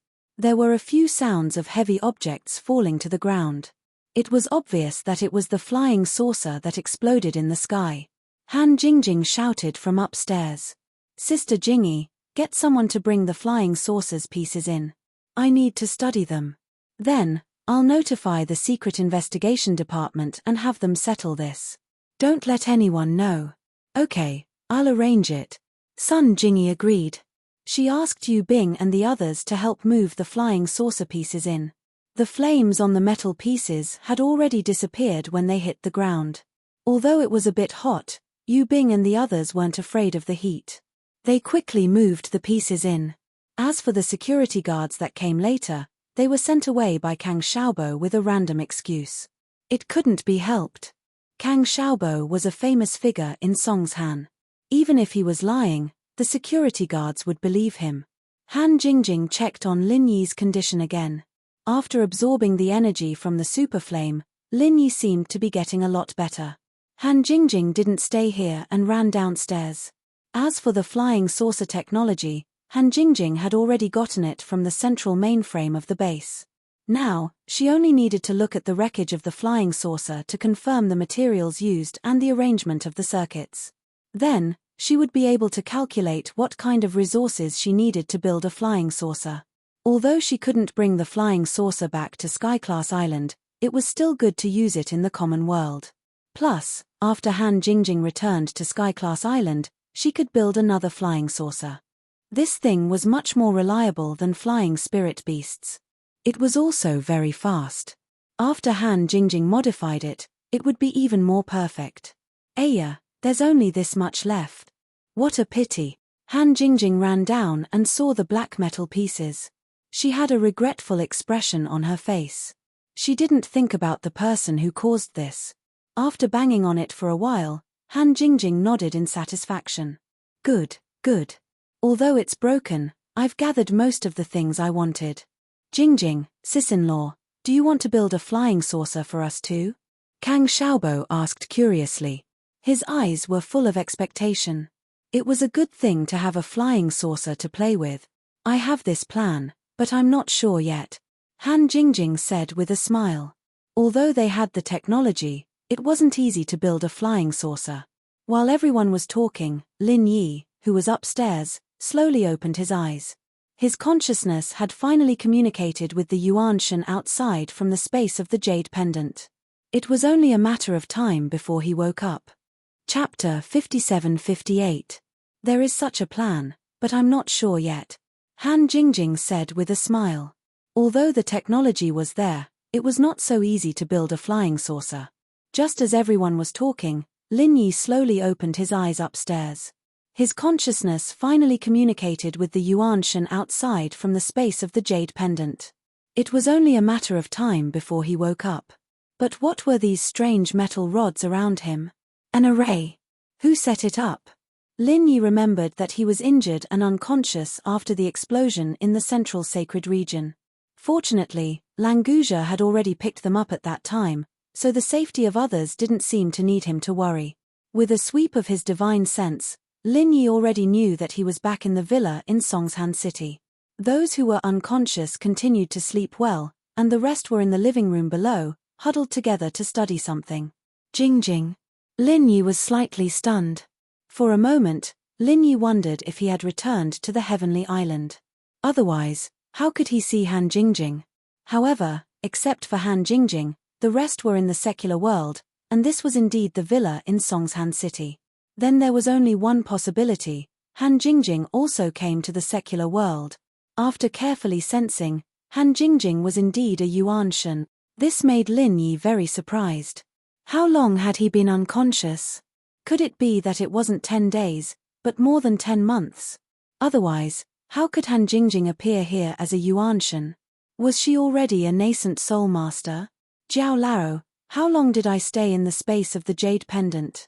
Lin Yi asked Jiao Yazi. With his strength, it was not easy to project his Yuanshan and condense it into a Yuanshan. With Han Jingjing's cultivation, how could it be easier than him? It's been more than 10 years. Elder Jiao said casually. Lin Yi decided to ignore this old guy. It must be because he didn't think of him much when he returned to the secular world, so now it was a blatant revenge. Since Han Jingjing was here, there was nothing strange about these metal pillars beside Lin Yi's bed. It must be something that Han Jingjing made. Perhaps the energy that he felt in the space of the jade pendant that did not belong to the space of the jade pendant was made by these things. If that was the case, did Han Jingjing come to save him? It was because of Han Jingjing's help that he could improve the speed of spiritual sense cultivation. Thinking about the speed of his spirit's training, Lin Yi was a little excited. The art of stealing fortune was indeed very effective in training his spirit. When he woke up, he found that his spirit's strength had reached the late stage of mystic ascension. At the same time, Lin Yi's body on the island also made a light crackling sound. The true qi in his body was surging, his bones and meridians seemed to be undergoing a slight reorganization. He actually broke through again. Tian Chan, who was guarding on the side, was overjoyed, but she didn't dare to make a sound, for fear of disturbing Lin Yi. She just pulled a rope on the side, and the bell connected to the bottom shook rapidly. After hearing it, Sydney also hurried up. When Sydney and Shanghai Lena rushed up, they just saw Lin Yi's body sit up by itself and return to the previous state of cultivation. Great! Jingjing succeeded, I knew she could do it. Shanghai Lena couldn't help but cheer. Lin Yi had returned to the state of cultivation, so Tian Chan was also relieved and didn't stop Shanghai Lena's cheers. Sydney was also excited. She hugged Tian Chan and said, "Great! Jingjing really succeeded, and she saved Lin Yi so quickly. She's really amazing." Tian Chan was so happy that her pretty face turned red. She nodded repeatedly and said, "Yes, yes. Fortunately, Jingjing went, otherwise I don't know how long it would take for Lin Yi to return to his original state." Thinking that she should inform the will of heaven and Okuda state about this matter, Tian Chan suppressed her excitement. She glanced at Lin Yi and hurried down to inform someone. Not to mention that the people on the island were as happy as if they were celebrating a festival. When Lin Yi found that Han Jingjing had also returned, he didn't have time to experience the feeling of the profound ascension late stage. He got up and went straight downstairs. "Jingjing, how did you come back?" As soon as he went downstairs, Lin Yi asked. The people who were looking around the UFO wreckage suddenly turned around in surprise. "Big brother Lin Yi, you're awake." Han Jingjing was the first to react. She was also a Yuanshan. Before Lin Yi spoke, she had already sensed something. So as soon as Lin Yi opened his mouth, she had already cheered and rushed over. On the contrary, Languja, a profound ascension late-stage expert, didn't realize that Lin Yi had come downstairs until he heard his voice. Needless to say, no one could find any trace of Lin Yi. Lin Yi smiled and hugged Han Jingjing, who rushed over like a swallow returning to its nest. He waved to everyone and then asked, "How did you come back?" "The Yuanshan's condensation is very good." Han Jingjing remembered that there were still a lot of people on the side. She suddenly lowered her head shyly, but she was also reluctant to leave Lin Yi's embrace. She just whispered, "I researched a soft armor that can emit the aura of nascent soul. It deceived the Yuanshan projection device, so I was able to return to the secular world. Moreover, this soft armor also came back with my Yuanshan. My Yuanshan body is also thanks to this soft armor." Lin Yi was greatly surprised. He never doubted that Han Jingjing was a genius, but he still underestimated the degree of Han Jingjing's genius. He was very clear that the Yuanshan projection device couldn't bring any physical equipment, but Han Jingjing could still bring the soft armor she researched. This could only explain one problem, that is, Han Jingjing's soft armor could already be regarded as Yuanshan equipment. For example, Lin Yi's divine bracelet. He was very sure that even if he didn't use the space of the jade pendant to carry it, he could still bring the divine bracelet back when he went back. "Lin Yi, this time, thanks to Jingjing coming over, you can wake up. Also, if it weren't for Jingjing, those people from the center would have probably killed us all." Sun Jingyi came up and said with a smile. She was asking for credit for Han Jingjing, but also reminding Lin Yi not to forget the threat from the center. Lin Yi's face turned cold. "The center again? Are they not dead yet? It seems that I really have to kill them all. Jingjing, do you have a video?" Lin Yi guessed that the center came to find trouble, so Han Jingjing would probably record the whole process. Sure enough, Han Jingjing immediately nodded and said, "Yes, big brother Lin Yi, do you want to see it now?" Chapter 57-59. "Wait a second, Lin Yi bro, I'll get the laptop and play it for you." Han Jingjing didn't wait for Lin Yi's reply and went upstairs. Everyone was watching, and she didn't want to be too intimate with them. Very quickly, Han Jingjing connected the video of the attack to the big TV in the living room. Everyone watched it, and when Lin Yi saw the white super flame, his face turned extremely ugly. This kind of flame was something that even he was afraid of. If Han Jingjing wasn't here to dispel it, everyone in the villa would have been turned into ashes. The people here were the most important to Lin Yi, and the Central's actions were simply urging Lin Yi to kill them as soon as possible. Lin Yi couldn't take it anymore, since the Central was courting death like this. It seemed that he wouldn't be able to go back to Sky-class Island in peace if he didn't get rid of the Central's power in the common world. Xue Jianfeng brought Zhaolong back to the second base just as he was thinking about how to get rid of the Central power. The operation this time was a complete failure, and they almost lost the new professor, who had just revived from his inherited memories. In the meeting room, Zhen Wen smiled coldly at Zhaolong. "Professor Kang, you're really something. Destroying a flying saucer so easily, you're really something." Zhaolong was a bit embarrassed, not knowing what to say. He understood that Zhen Wen was blaming him for not listening to orders. Meng Yaro was in the villa, and Zhen Wen wouldn't allow him to hurt her. Zhaolong being able to inherit the glasses professor's memory was mostly due to Lan Xiuru's guidance, but Zhen Wen had helped as well. If Zhen Wen had objected, Lan Xiuru might have given him some face. After all, it was easy to find a scientist's body in the Central. Plus, Zhen Wen was the commander of the Central base, and Zhaolong acting on his own was already breaking the rules. Lan Xiuru coughed lightly and tried to smooth things over. "This matter is a little strange. Let's put aside the other problems for now and study it together." As he spoke, the screen in the meeting room showed the scene of the flying saucer attacking the villa. First, the super flame fell, and then it was absorbed by the metal rod. The whole process was slowed down 10 times, and because it was shot from the side, it was even clearer than what Zhaolong could see from the flying saucer. After watching the video, Zhaolong's face was already very ugly. When the laser beam was reflected, his face was as black as the bottom of a pot. "Miss Lan, our attack is obviously targeted. This situation is too abnormal. I suspect that there is a traitor in the base," Zhaolong said coldly. The doctor was killed by the traitor, Dafeng Bro. The memory was still fresh, so Zhaolong immediately thought of the traitor. Lan Xiaoru nodded but didn't express any opinion. Instead, she turned to Zhen Wen and asked, "Commander An, what do you think?"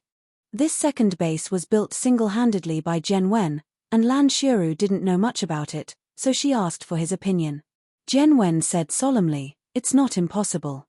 That bastard Lin Yi likes to get people to be his spies, so I've been very careful in this area. If even this can let the traitor get our secrets, then this traitor must be very powerful." Lan Xiaoru smiled faintly. On the surface, Zhen Wen said it wasn't impossible, but between the lines, it was completely impossible.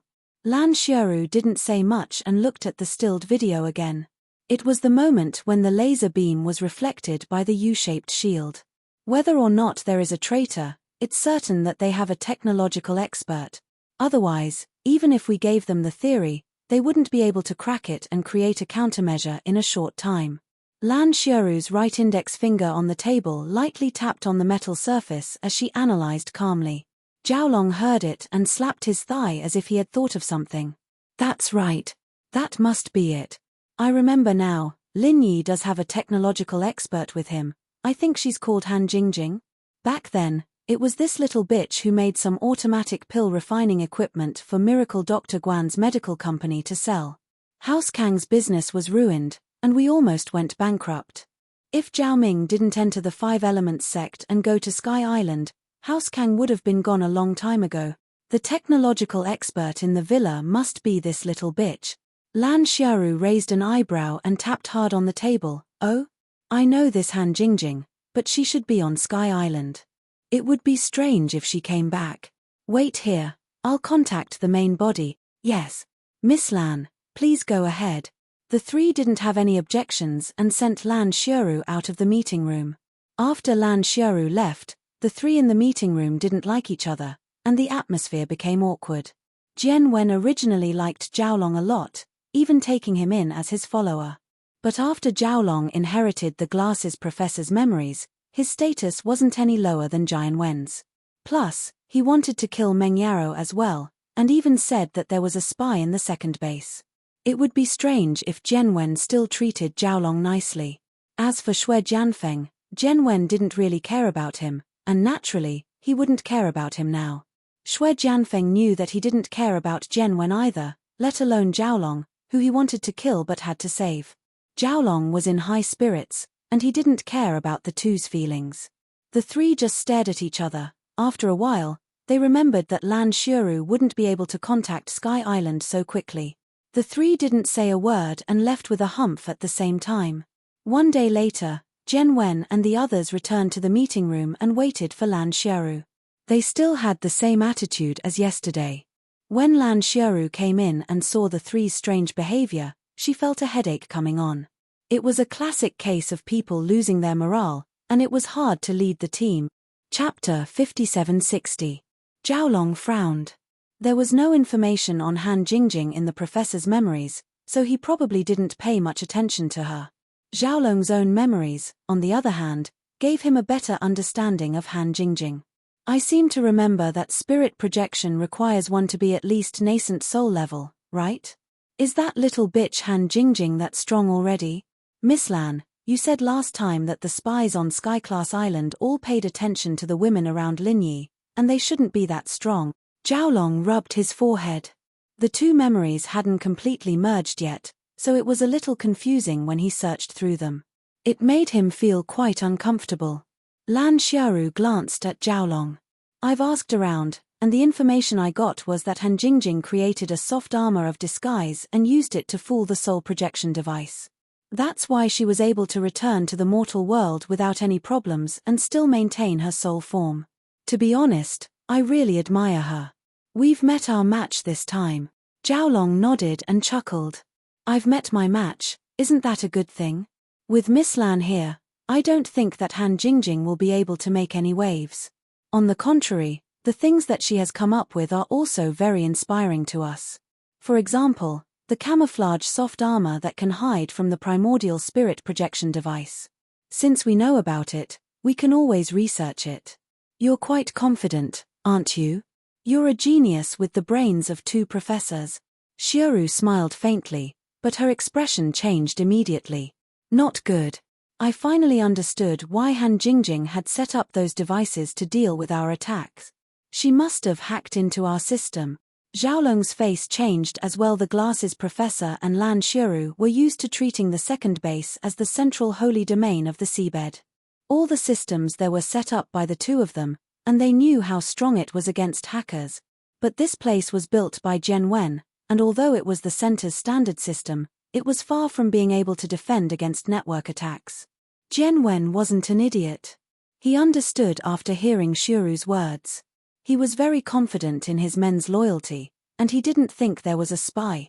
However, he didn't have much confidence in the system's defensive capabilities, because he really didn't know much about it. Lan Xiaoru quickly pulled over the laptop beside her. Her fingers turned into two after-images as they nimbly danced across the keyboard. Lines of instructions slid down like a screen being refreshed. Those with poor eyesight might not even be able to see the words clearly. Zhaolong didn't idle around, either. He grabbed another laptop and entered the defense network.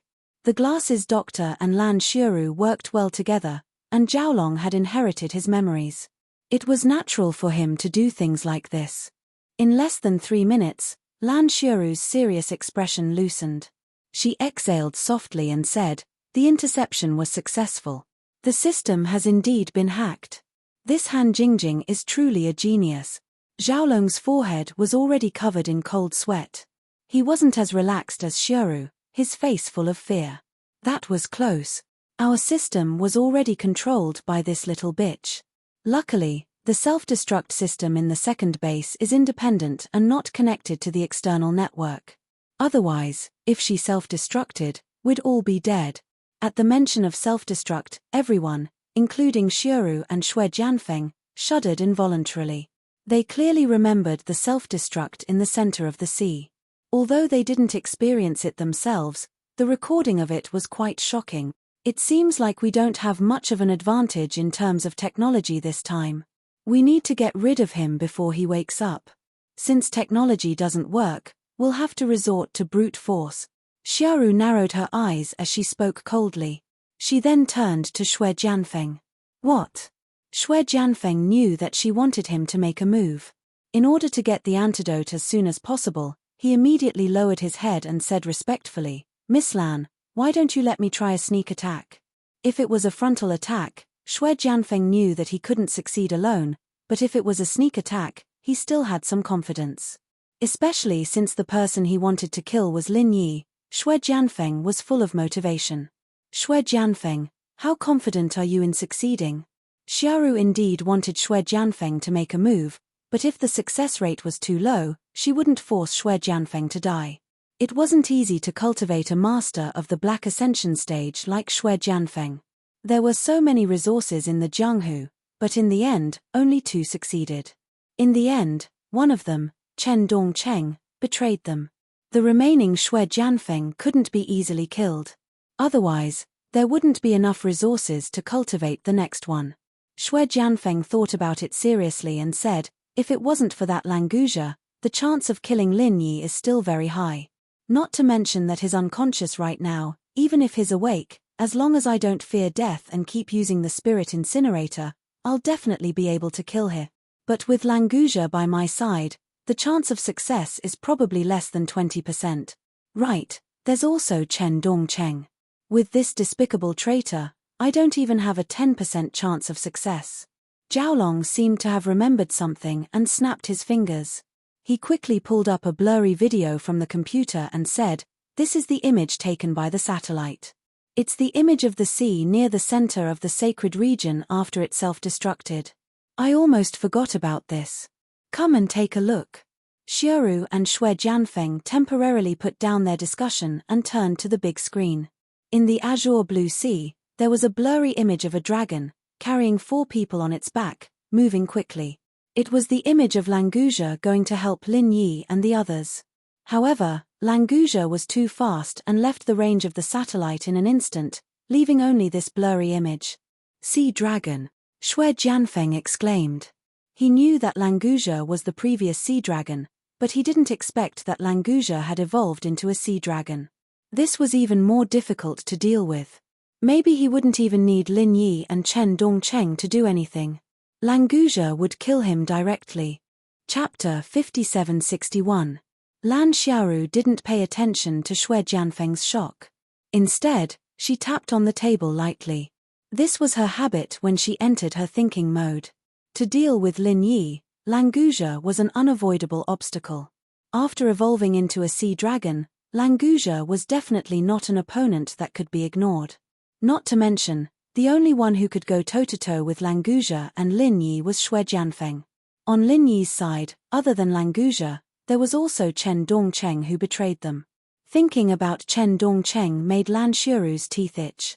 If he didn't betray the center, after injecting the new recovery potion, he and Xue Jianfeng could work together to deal with Lin Yi's group.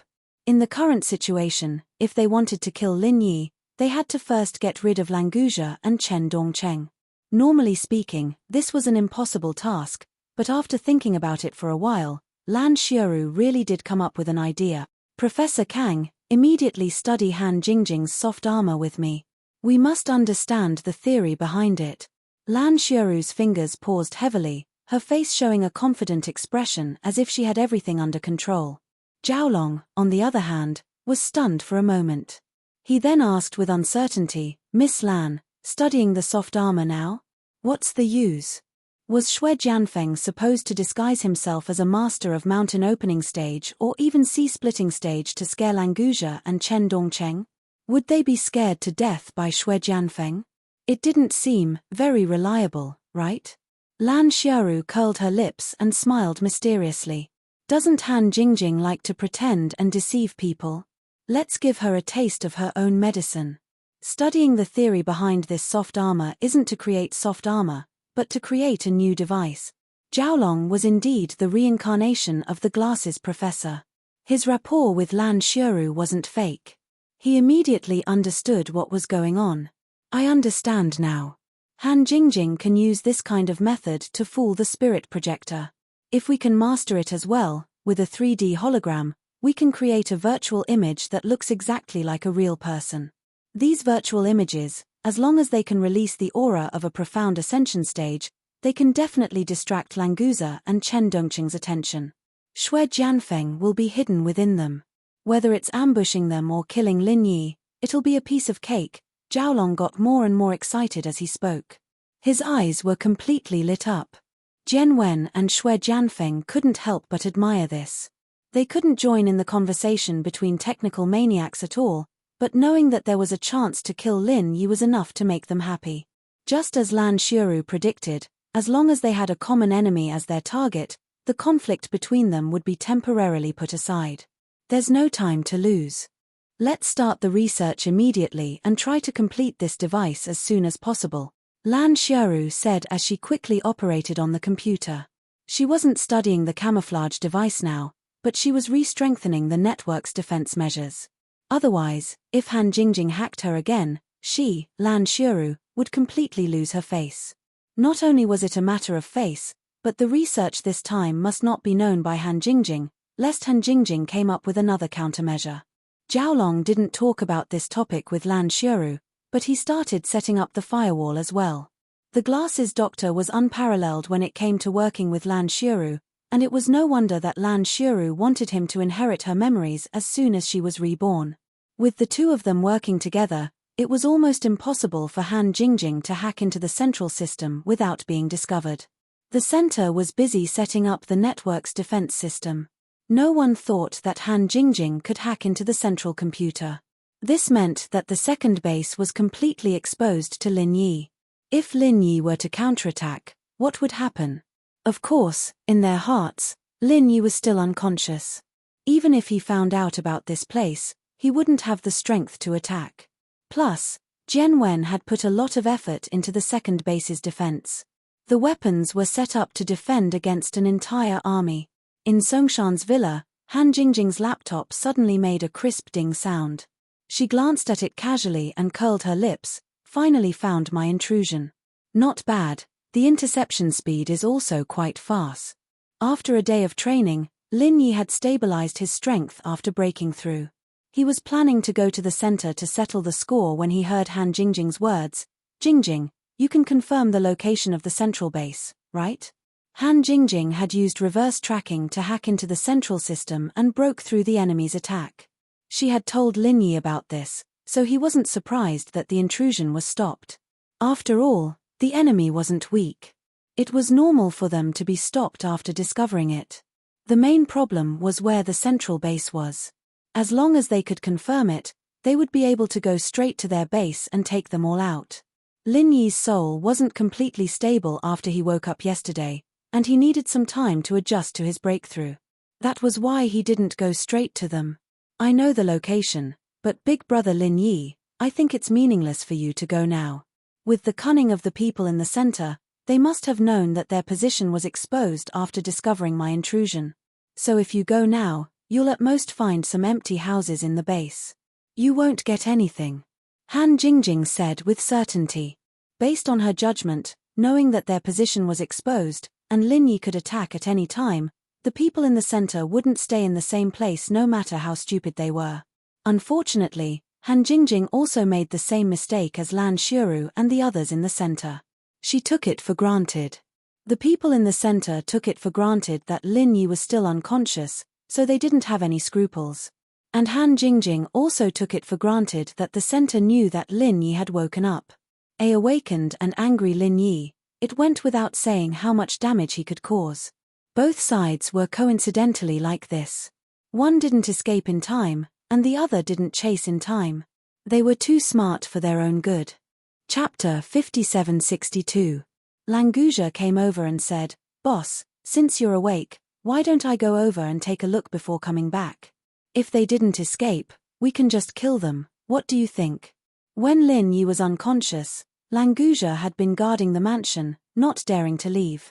Now that Lin Yi had woken up, and Languza heard that there was a possibility of a fight, of course he had to come over and decide on a spot. Han Jingjing waved her hand and smiled. "Languza, stop messing around, they must have escaped. But don't worry, since they want to deal with Lin Yi Gij, they will definitely jump out." As long as we guard here, you don't have to worry about no one to beat up. If they come over when you leave, then you'll miss it. Languja thought about it and agreed. If he missed it because he left, wouldn't it be a pity? It was better to be safe. If he stayed by his boss's side, he wouldn't have to worry about no one beating him up. Sister-in-law Jingjing is right. Boss, let's wait here for them to come over, see how I'll take care of them. Languja patted his chest, looking like he was taking care of everything. Lin Yi smiled faintly. Then let's do it this way. We'll just wait for them to come looking for a beating. Han Jingjing quickly operated on the computer, and from time to time, she would communicate with the person in charge of the Songshan City's technology department through her earpiece. She had completely researched the center's UFO, but it was obviously impossible for her to manufacture it by herself. With the manpower and resources of the Supernatural Investigation Bureau and the financial resources of Miracle Dr. Guan Medical Group, they could complete the manufacturing of the UFO in the shortest time possible. The Supernatural Investigation Bureau had the opportunity to come into contact with such a high-tech UFO manufacturing technology, so they were secretly happy. Of course, they would put in the most effort to cooperate with Han Jingjing. Lin Yi Gij, you're right. We'll wait for them to come looking for a beating, and by then, our UFO will be almost complete, so they won't be able to escape even if they want to. Han Jingjing had a hint of pride on her face as she took the time to smile at Lin Yi. The UFO that was being manufactured was based on the original technology of the center, and it had been improved to perfection. In terms of performance, it completely surpassed the center's UFO. Moreover, Han Jingjing had also improved the space compression technology of the center. After the new UFO was completed, it could freely change its size. The largest it could be was about the size of this villa, and the smallest was about the size of Han Jingjing's palm. Rather than calling it a high-tech product, it would be more appropriate to call it a legendary artifact. Only a heaven-defying person like Han Jingjing could perfectly fuse the technology of the center and the forging technology of Heaven Stage Island to such a degree in such a short time. Lin Yi smiled faintly and said, "It's good to have you by my side. This time, if those fellows from the Central Command dare to come, I will definitely not let them off." On a screen next to Han Jingjing was the scene of the construction of the UFO. Lin Yi leaned over to take a look. The general framework was almost built, and the new shell alloy was about to be covered. These alloys were improved by Han Jingjing after she decomposed the wreckage of the UFO. The technology used was at least 100 years ahead of the current mainstream technology. It was more advanced than liquid metal, so it could cooperate with space technology to change the size of the UFO. By the way, Jingjing, I happen to have something to ask you. I didn't think of it yesterday. Lin Yi slapped his forehead. When he was in the immemorial small world, he wanted to tell Han Jingjing about the Divine Sense Alchemy Fire and the Sea Beast Niden Alchemy. Unfortunately, he couldn't go back to Heaven Stage Island at that time. Now that he met Han Jingjing, he actually forgot about it. Seeing that Han Jingjing could still talk leisurely, Lin Yi also mentioned it casually. It should not disturb her. Lin Yi took out a Sea Beast Niden of the Gold Core stage and handed it to Han Jingjing along with some pill recipes collected in the immemorial small world. In the immemorial small world, they all use Divine Sense to condense the alchemy fire and use the Sea Beast Niden as the main material for alchemy. I have tried several times, but there is no way to succeed.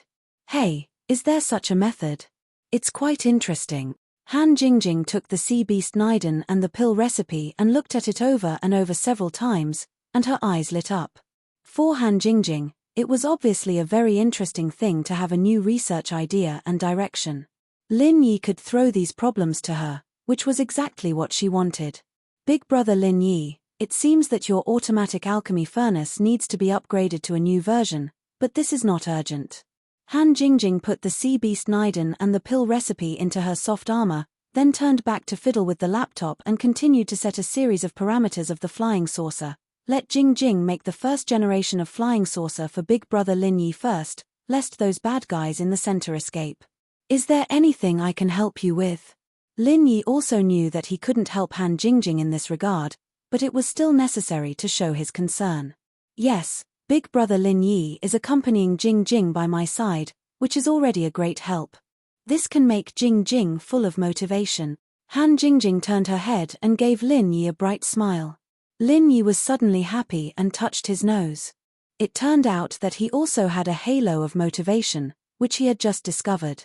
This time, Languja tactfully turned his head and pretended not to hear. Boss and sister-in-law are showing off their love as mentioned on the internet. Humans are really complicated. It seems that this dragon still has a lot to learn. Lin Yi and the center coincidentally formed a tacit understanding. Both sides spent 2 peaceful days in research and manufacturing, without any probing or attacks. In these 2 days, Lin Yi didn't waste any time. Other than chatting with everyone often, he put all his effort into refining the last divine sense tumor in his spirit. Using the Heaven's Stolen Fortune battle art and the divine sense fruit to cultivate, although the last divine sense tumor was very stubborn, it was completely refined. When all the divine sense tumors disappeared, Lin Yi's spirit instantly felt a sense of relaxation and joy, as if his whole body was about to ascend to heaven. The powerful divine sense spread out like a tide, and the entire Songshan city appeared in Lin Yi's sea of consciousness. At this moment, it was as if he was standing in the air, looking down at the city. No matter which remote corner he was in, he could see everything clearly with just a thought. He could even see how much dust was on a bottle cap that someone had thrown on the ground. Chapter 5763. Lin Yi's body on the heavenly island also exuded a powerful aura. His true qi was constantly surging and circling, and with a loud bang, he advanced to the peak of the profound ascension late stage. If it wasn't for the strong restriction in the Tiandan Pavilion, Lin Yi's aura would have completely crushed his own Tiandan Pavilion. So powerful. Languja felt Lin Yi's aura, opened his mouth wide and said foolishly, he didn't even notice that the steak that had just been stuffed into his mouth fell out. As a mutated dragon and the strength of the profound ascension late stage, Languja was definitely an abnormal existence that could challenge those of a higher level, but under the pressure of Lin Yi's aura, Languja felt that he was not a dragon at all, but a small were. Just 2 small levels, there was such a huge feeling of suppression. Languja could only say that the boss was the world's #1 abnormal person. Genius was not enough to describe him. Lin Yi had a faint smile on his face, and enjoyed this mysterious feeling to his heart's content. However, a flying saucer rushed into the range of his divine sense, and in the blink of an eye, it was about to reach the sky above the villa. The clowns of the center, they really sent themselves to the door. Lin Yi opened his eyes and smiled disdainfully. He had just advanced to the peak of the profound ascension late stage, and the center came to seek death. This could be considered as double happiness, right? Lin Yi retracted all of his divine sense, and Languja immediately noticed the arrival of the flying saucer. He immediately stuffed another 2 steaks into his mouth, and said vaguely, "Boss, they really came, look at how Languja, will deal with them." Chen Dongcheng, you are not allowed to make a move. Chen Dongcheng raised his hands with a bitter smile, indicating that he would absolutely not intervene. Although he had pledged his allegiance to Lin Yi, because he had Languja's genes in his body, he really didn't dare to offend Languja, lest Languja drag him to learn from each other. Languja didn't wait for Lin Yi to answer, and directly rushed out of the villa, stamped his feet on the ground, and his body shot into the sky like a cannonball, quickly approaching the flying saucer in the air. In the flying saucer, Xue Jianfeng pressed a button hard, and muttered, "Kang Jiaolong, you bastard, please don't trick me. If this thing you installed doesn't work, this young master will definitely settle the score with you later." Before he finished speaking, the flying saucer shook slightly, and circles of faint white ripples lit up around it. Languja had already jumped into the air, and just as he was about to punch the flying saucer, he suddenly found that hundreds of masked practitioners in black appeared around the flying saucer, each of them emitting the powerful aura of the early stage of profound ascension. At the same time, they pulled out the long blades on their backs, and launched a fierce slash at Languja. Languja was shocked, and couldn't help but cry out, F***CK. Where did so many masters come from? Do they want to divide this handsome guy into pieces? Sure enough, being handsome really attracts jealousy and hate. If it was 1 or 2 early-stage profound ascension practitioners, Languja could easily crush them, but it was a completely different concept when there were hundreds of them. Quantitative change can cause qualitative change, and even someone as strong as him couldn't help but feel afraid when facing so many sharp blades at the same time. Languja shouted randomly, but he was secretly shocked. The fist that was originally going to attack the flying saucer suddenly changed direction, and landed on the body of the masked man in black closest to him. This punch, Languja didn't use all of his strength, and he began to use his strength before the punch came into contact. The violent force of the punch produced a reverse force in the air, causing his body that was rising to directly stop, and then he began to fall rapidly. Jumping up to deal with a flying saucer wasn't a problem, but to deal with so many early-stage profound ascension practitioners, Languja, who couldn't turn in the air, didn't think that he would come out unscathed, so he immediately returned to the ground. Only by doing this would he have enough space to move. "Boss, a large wave of zombies is attacking. Hurry up and level up the pea shooter." Before Languja landed, he remembered a little game that he had just fallen in love with in the air, and suddenly cried out strangely. Lin Yi immediately laughed. Languja could still talk nonsense so leisurely, which meant that he wasn't under too much pressure, so there was no need to worry too much. In reality, Languja really felt that it was a little strange. Although the 180 masked men in black following closely behind him were full of vigor and murderous intent, he did not feel any sense of danger. Could it be that his sea dragon's strong physical body was enough to block their attacks? Chen Dongqing's face was very ugly, and he quickly got into position to face the enemy. Although he had promised Languja that he wouldn't make a move, now that he sensed so many powerful presences that were not weaker than him coming, if he didn't make a move, Lin Yi would probably suspect that he was a double agent. In the flying saucer, Xue Jianfeng's face was full of joy, and he laughed loudly. As expected of the device that Miss Lan personally designed and made, it was so easy to fool that simple-minded sea beast Languja, and even the traitor Chen Dongcheng fell for it. When he said this, Xue Jianfeng's communication device was turned on, and Lan Xiuru, who was in the base, heard everything clearly. Her face naturally showed a trace of a satisfied expression, but it wasn't clear if she was satisfied with the effect of the device, or the fact that Xue Jianfeng accidentally said the truth. Xue Jianfeng's success was all Lan Xiuru's, and the responsibility of failure was all Xiaolong's. Xue Jianfeng smiled sinisterly, then picked up the spirit incinerator, opened the door of the flying saucer without hesitation, and jumped down lightly. Xue Jianfeng, who left the flying saucer, was dressed in black, and his face was also covered. He was exactly the same as the masked men before him, the only difference being the weapon in his hand. In the courtyard at the bottom of the mansion, there were 3 masked men in black who had dropped down. They attacked Languja and Chen Dongcheng like ghosts. Behind them, there were even more masked men in black who had dropped down soundlessly in every corner of the mansion. As long as they weren't facing too many masked men at the same time, Languja didn't have the slightest bit of nervousness. His strong body twisted agilely, and he dodged 2 slashes from the sword. He then split his fists and punched at 2 masked men at the same time. As for the third one, Chen Dongcheng was already 1 step ahead of him. "TSK, meddlesome guy." Languja snorted, and didn't pay attention to Chen Dongcheng's act of going back on his words. There were so many masked men in black, and it wasn't a bad thing to have 1 or 2 of them snatched away. The 2 swift and fierce punches avoided any possible parries and successfully arrived in front of the masked man in black. Languja had already turned his gaze to the sky and the roof. He was thinking about where he should take care of the enemy first. Chapter 5764. Boom. Languja's chest was stuffy, and he almost fell down. It was like running up the stairs with all his strength but stepping on air. The attack that he expected to be a sure hit completely fell into the air. The 2 black-clothed masked men didn't know what kind of movement technique they used. They actually escaped from the place in an instant, and then appeared in the blind spots on both sides of Languja's body in the next second. At the same time, they stabbed the long blades in their hands. Languja was taken aback again. He no longer dared to have the slightest contempt. He tried his best to avoid the 2 long blades. At the same time, he shouted, "Boss, these black-clothed men are very strange. You must be careful." Lin Yi didn't wait for Languja to finish his warning. He had already rushed out of the villa. The whirlpool of divine sense swept around the villa like a gust of wind, but did not attack any physical enemies. Phantom. Lin Yi was slightly startled. In his divine sense, all the black-clothed men were very real, but the whirlpool of divine sense was also not fake.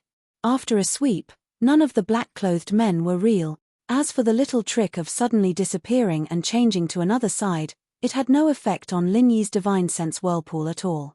Because Lin Yi had more than one divine sense whirlpool. Under the sweep back and forth, there was absolutely no possibility for a physical entity to avoid it. Just when Lin Yi was stunned for a short time, a blazing white flame sprayed in front of him. In an instant, it was about to wrap around Lin Yi's divine sense body. Once hit, even if Lin Yi was at the peak of the late stage of profound ascension, it was very likely that he would be turned into ashes in an instant. Lin Yi's eyes narrowed. Even if he could dodge, he absolutely could not dodge. Because the villa was behind him. There were so many people in the villa, and they were all the people he cared about the most. He must not let this super flame hurt them. It was a pity that Han Jingjing's super flame transformation device was installed on the roof. It could not neutralize attacks from the side. If Han Jingjing had known earlier, she would have installed a few more. Now was not the time to regret. Lin Yi, even at the risk of getting injured, had to deal with this super flame first. He raised his hands, and the two newly condensed super pill firebombs in his palms met the super flame. Relying on the control of his divine sense, the two bombs were detonated in a direction where no one was around. If the super flames shot out by the primordial spirit incinerator could touch Lin Yi's body, the power would naturally not need to be mentioned. However, it usually did not have a strong impact. After being hit by two mini super pill firebombs, it immediately dissipated into the air. Lin Yi relaxed. Fortunately, the super flame did not fall. Otherwise, he would not be able to find a better way to protect the villa in such a hurry. Shui Jianfeng had already flown to the side. He didn't mind that his first super flame didn't succeed. Seeing that Lin Yi wasn't too far away from him, he didn't hesitate to launch his second attack at Lin Yi. Shui Jianfeng. With a sweep of Lin Yi's divine sense, he had already found and recognized Shui Jianfeng among those phantoms. The black mask was completely useless. The second super flame was shot out from the other side. Even if Lin Yi dodged it, it would not fall on his villa. However, its final destination should be the villa's neighbors. Lin Yi couldn't just watch this kind of tragedy that injured the innocent. Once again, he used the mini super pill firebomb to detonate the super flame first. At the same time, the soul-reaping hand fell directly on Shui Jianfeng's head. As long as he could reap Shui Jianfeng's primordial spirit, Lin Yi believed that the central attack would almost be over. Then, it would be time for him to counterattack. Lin Yi, have you exhausted your limited abilities? You only know these two moves. Shui Jianfeng laughed wildly and said. An invisible light film lit up on his body, completely blocking the soul-reaping hand outside the light film. Lin Yi frowned slightly and said faintly, you actually have a tool to defend against divine sense attacks. I've underestimated you. Since that's the case, I'll just beat you up. It doesn't matter to me. Lin Yi didn't find it strange that Shui Jianfeng had a tool similar to the divine commanding bracelet.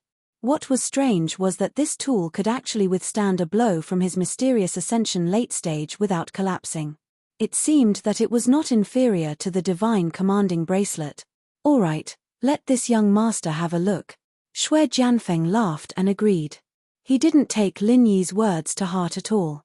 The primordial spirit incinerator in his hand continued to fire blazing white terrifying flames without stopping. Lin Yi didn't speak anymore. While dealing with the super flames, he approached Shui Jianfeng with lightning speed. He casually struck Shui Jianfeng's body with a frenzy 8 trigram palm. Shui Jianfeng avoided the fatal spot, but was sent flying by the palm. Lin Yi could clearly see the serious wounds on his body. But when he landed on the ground, the wounds had already recovered at a speed visible to the naked eye. Looking closely, the remaining small half had already disappeared. Shui Jianfeng's heart calmed down. His biggest reliance was this immortal body. After testing it and confirming that it was effective, his fear towards Lin Yi dropped to the lowest point. He laughed and rushed forward again with the primordial spirit incinerator. Just like what Shui Jianfeng said to Lan Xiuru, as long as he wasn't afraid of death and